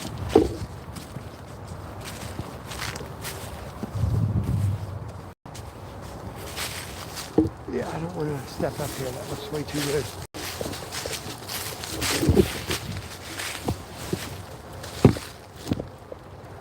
Jesus, man. On the wrong side. Let's get out on that stone.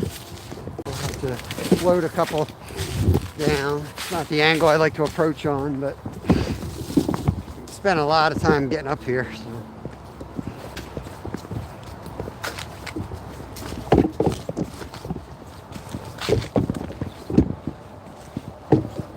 I do have to be home to get my kids off the bus. Oh yeah, look at this. Let's get you guys fix it. Oh no, what happened? Oh, don't go dying on me. Don't you go dying on me, guys.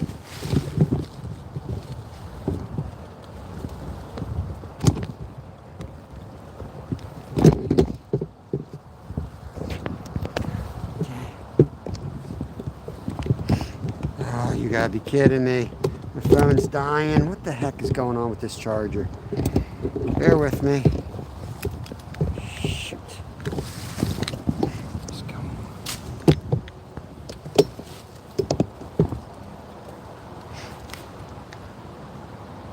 The charger has a charge. So make sure this is in tight. That's in tight. That's at 4%. It's looking like it's holding. Gosh, we're walking on the edge here.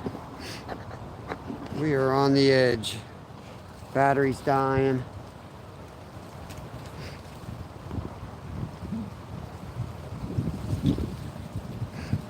Give it a shot.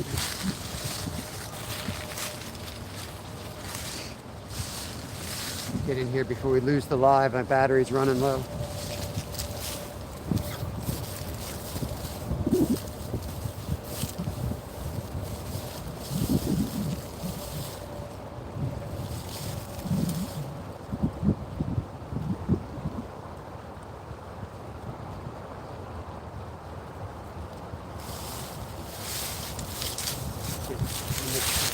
Camera here where I want to go. So the trout magnet, you got to get below it and cast. Oh.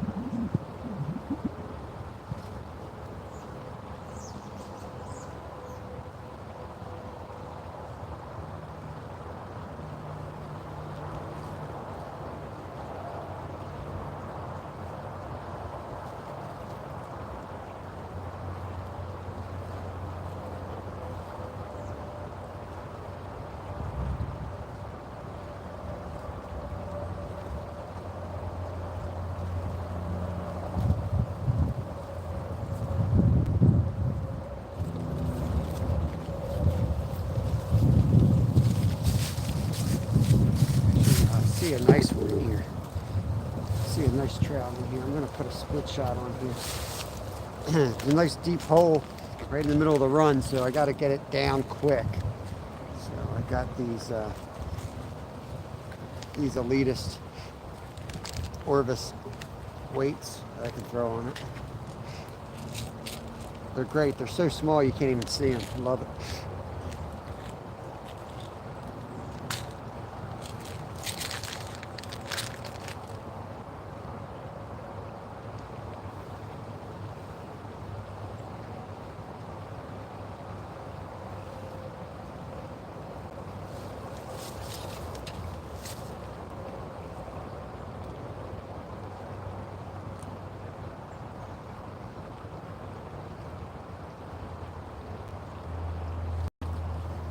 Gone. There goes one. Never finding that one. Oh, there goes two. Jeez.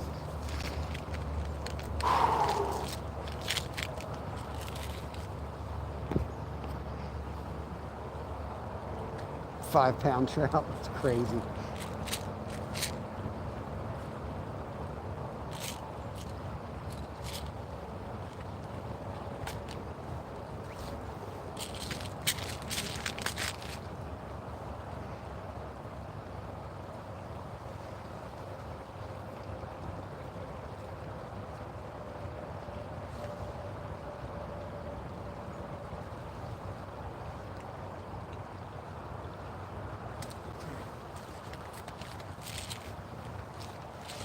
I don't know why I don't use tools. Someday I'll get smarter. I know they sell tools just for this.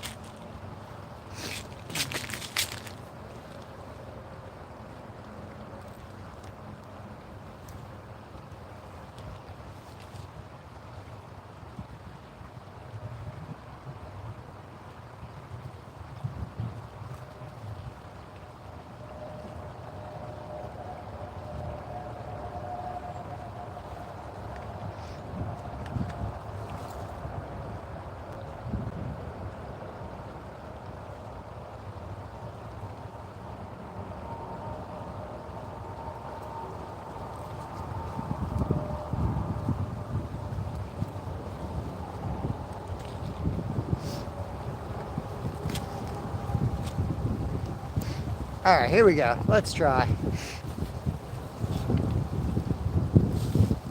You need to drop 2 more to tie my record. Let me just hold this lead in my mouth while I retie it.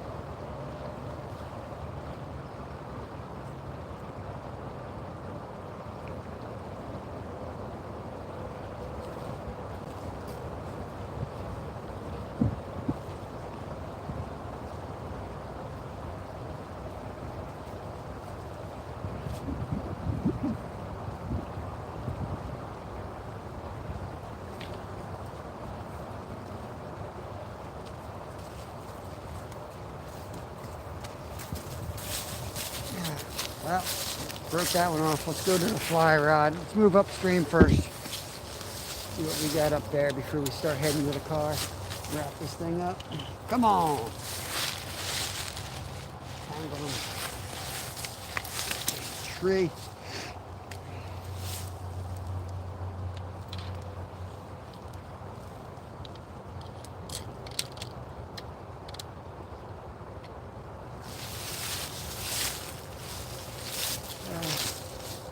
Flip you guys.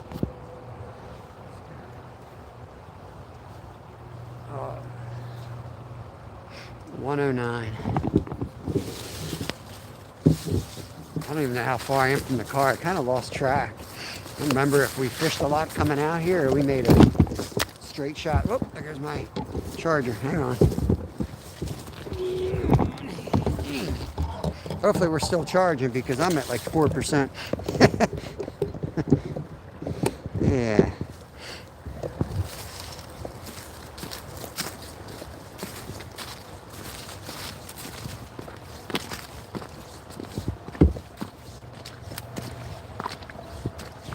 Okay.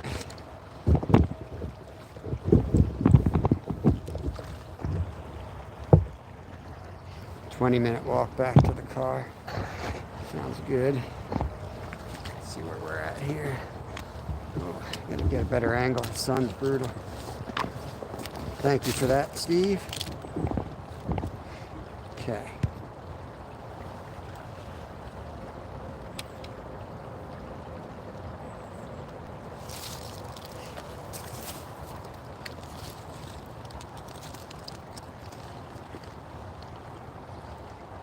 Like I was saying earlier, I will fly fish, but these they're a little heavy, so they're gonna be you're gonna be out here like you're dry fly fishing, kind of like salmon fishing.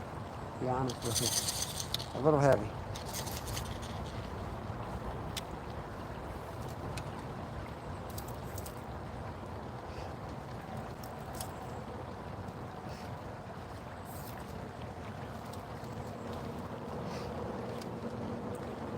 Let me turn you all around again so I can see that you're watching and the battery's not dead.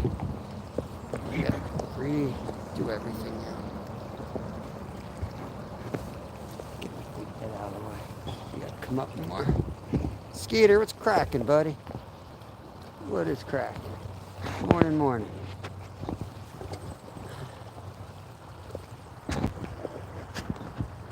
What is going on with this?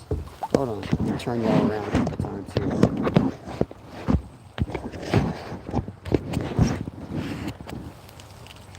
I don't know why it does that. This is not your fault, Steve. It's not your stand issue. It's my issue here. It's my thing that I put on top to hold my phone. It's wonky.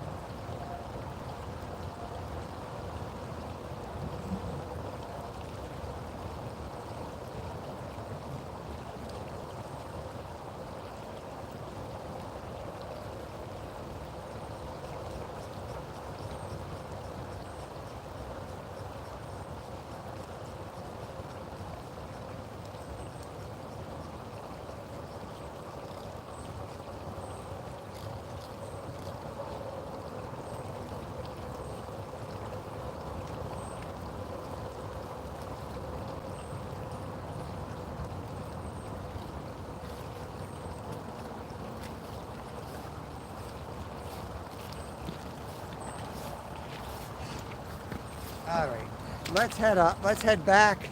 We'll stop at the bridge. All right, Glacier. Going to work. I'm going to head back towards the car. We'll stop at that bridge. Don't break the wrist. Get out of here. You can use all the nerd fly fishing jargon you want. Ain't breaking the wrist. All experts. Let's get down here. Uh-oh. Losing their live again. What's going on?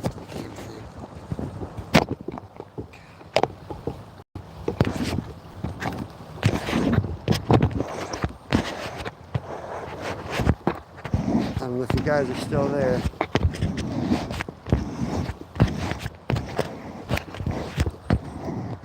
Is he? What the heck?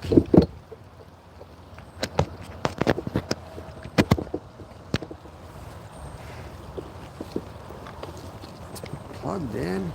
It says it's charged. What the heck's going on?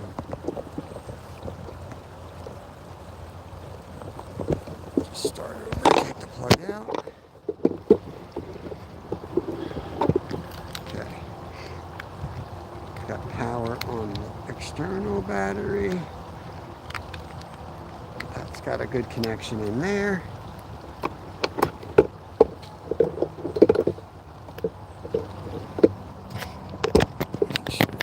Connection to the phone. Seems like it does. No power. There we go. Kind of power. Kind of power. Well, guys, I think I'm going to have to shut her down.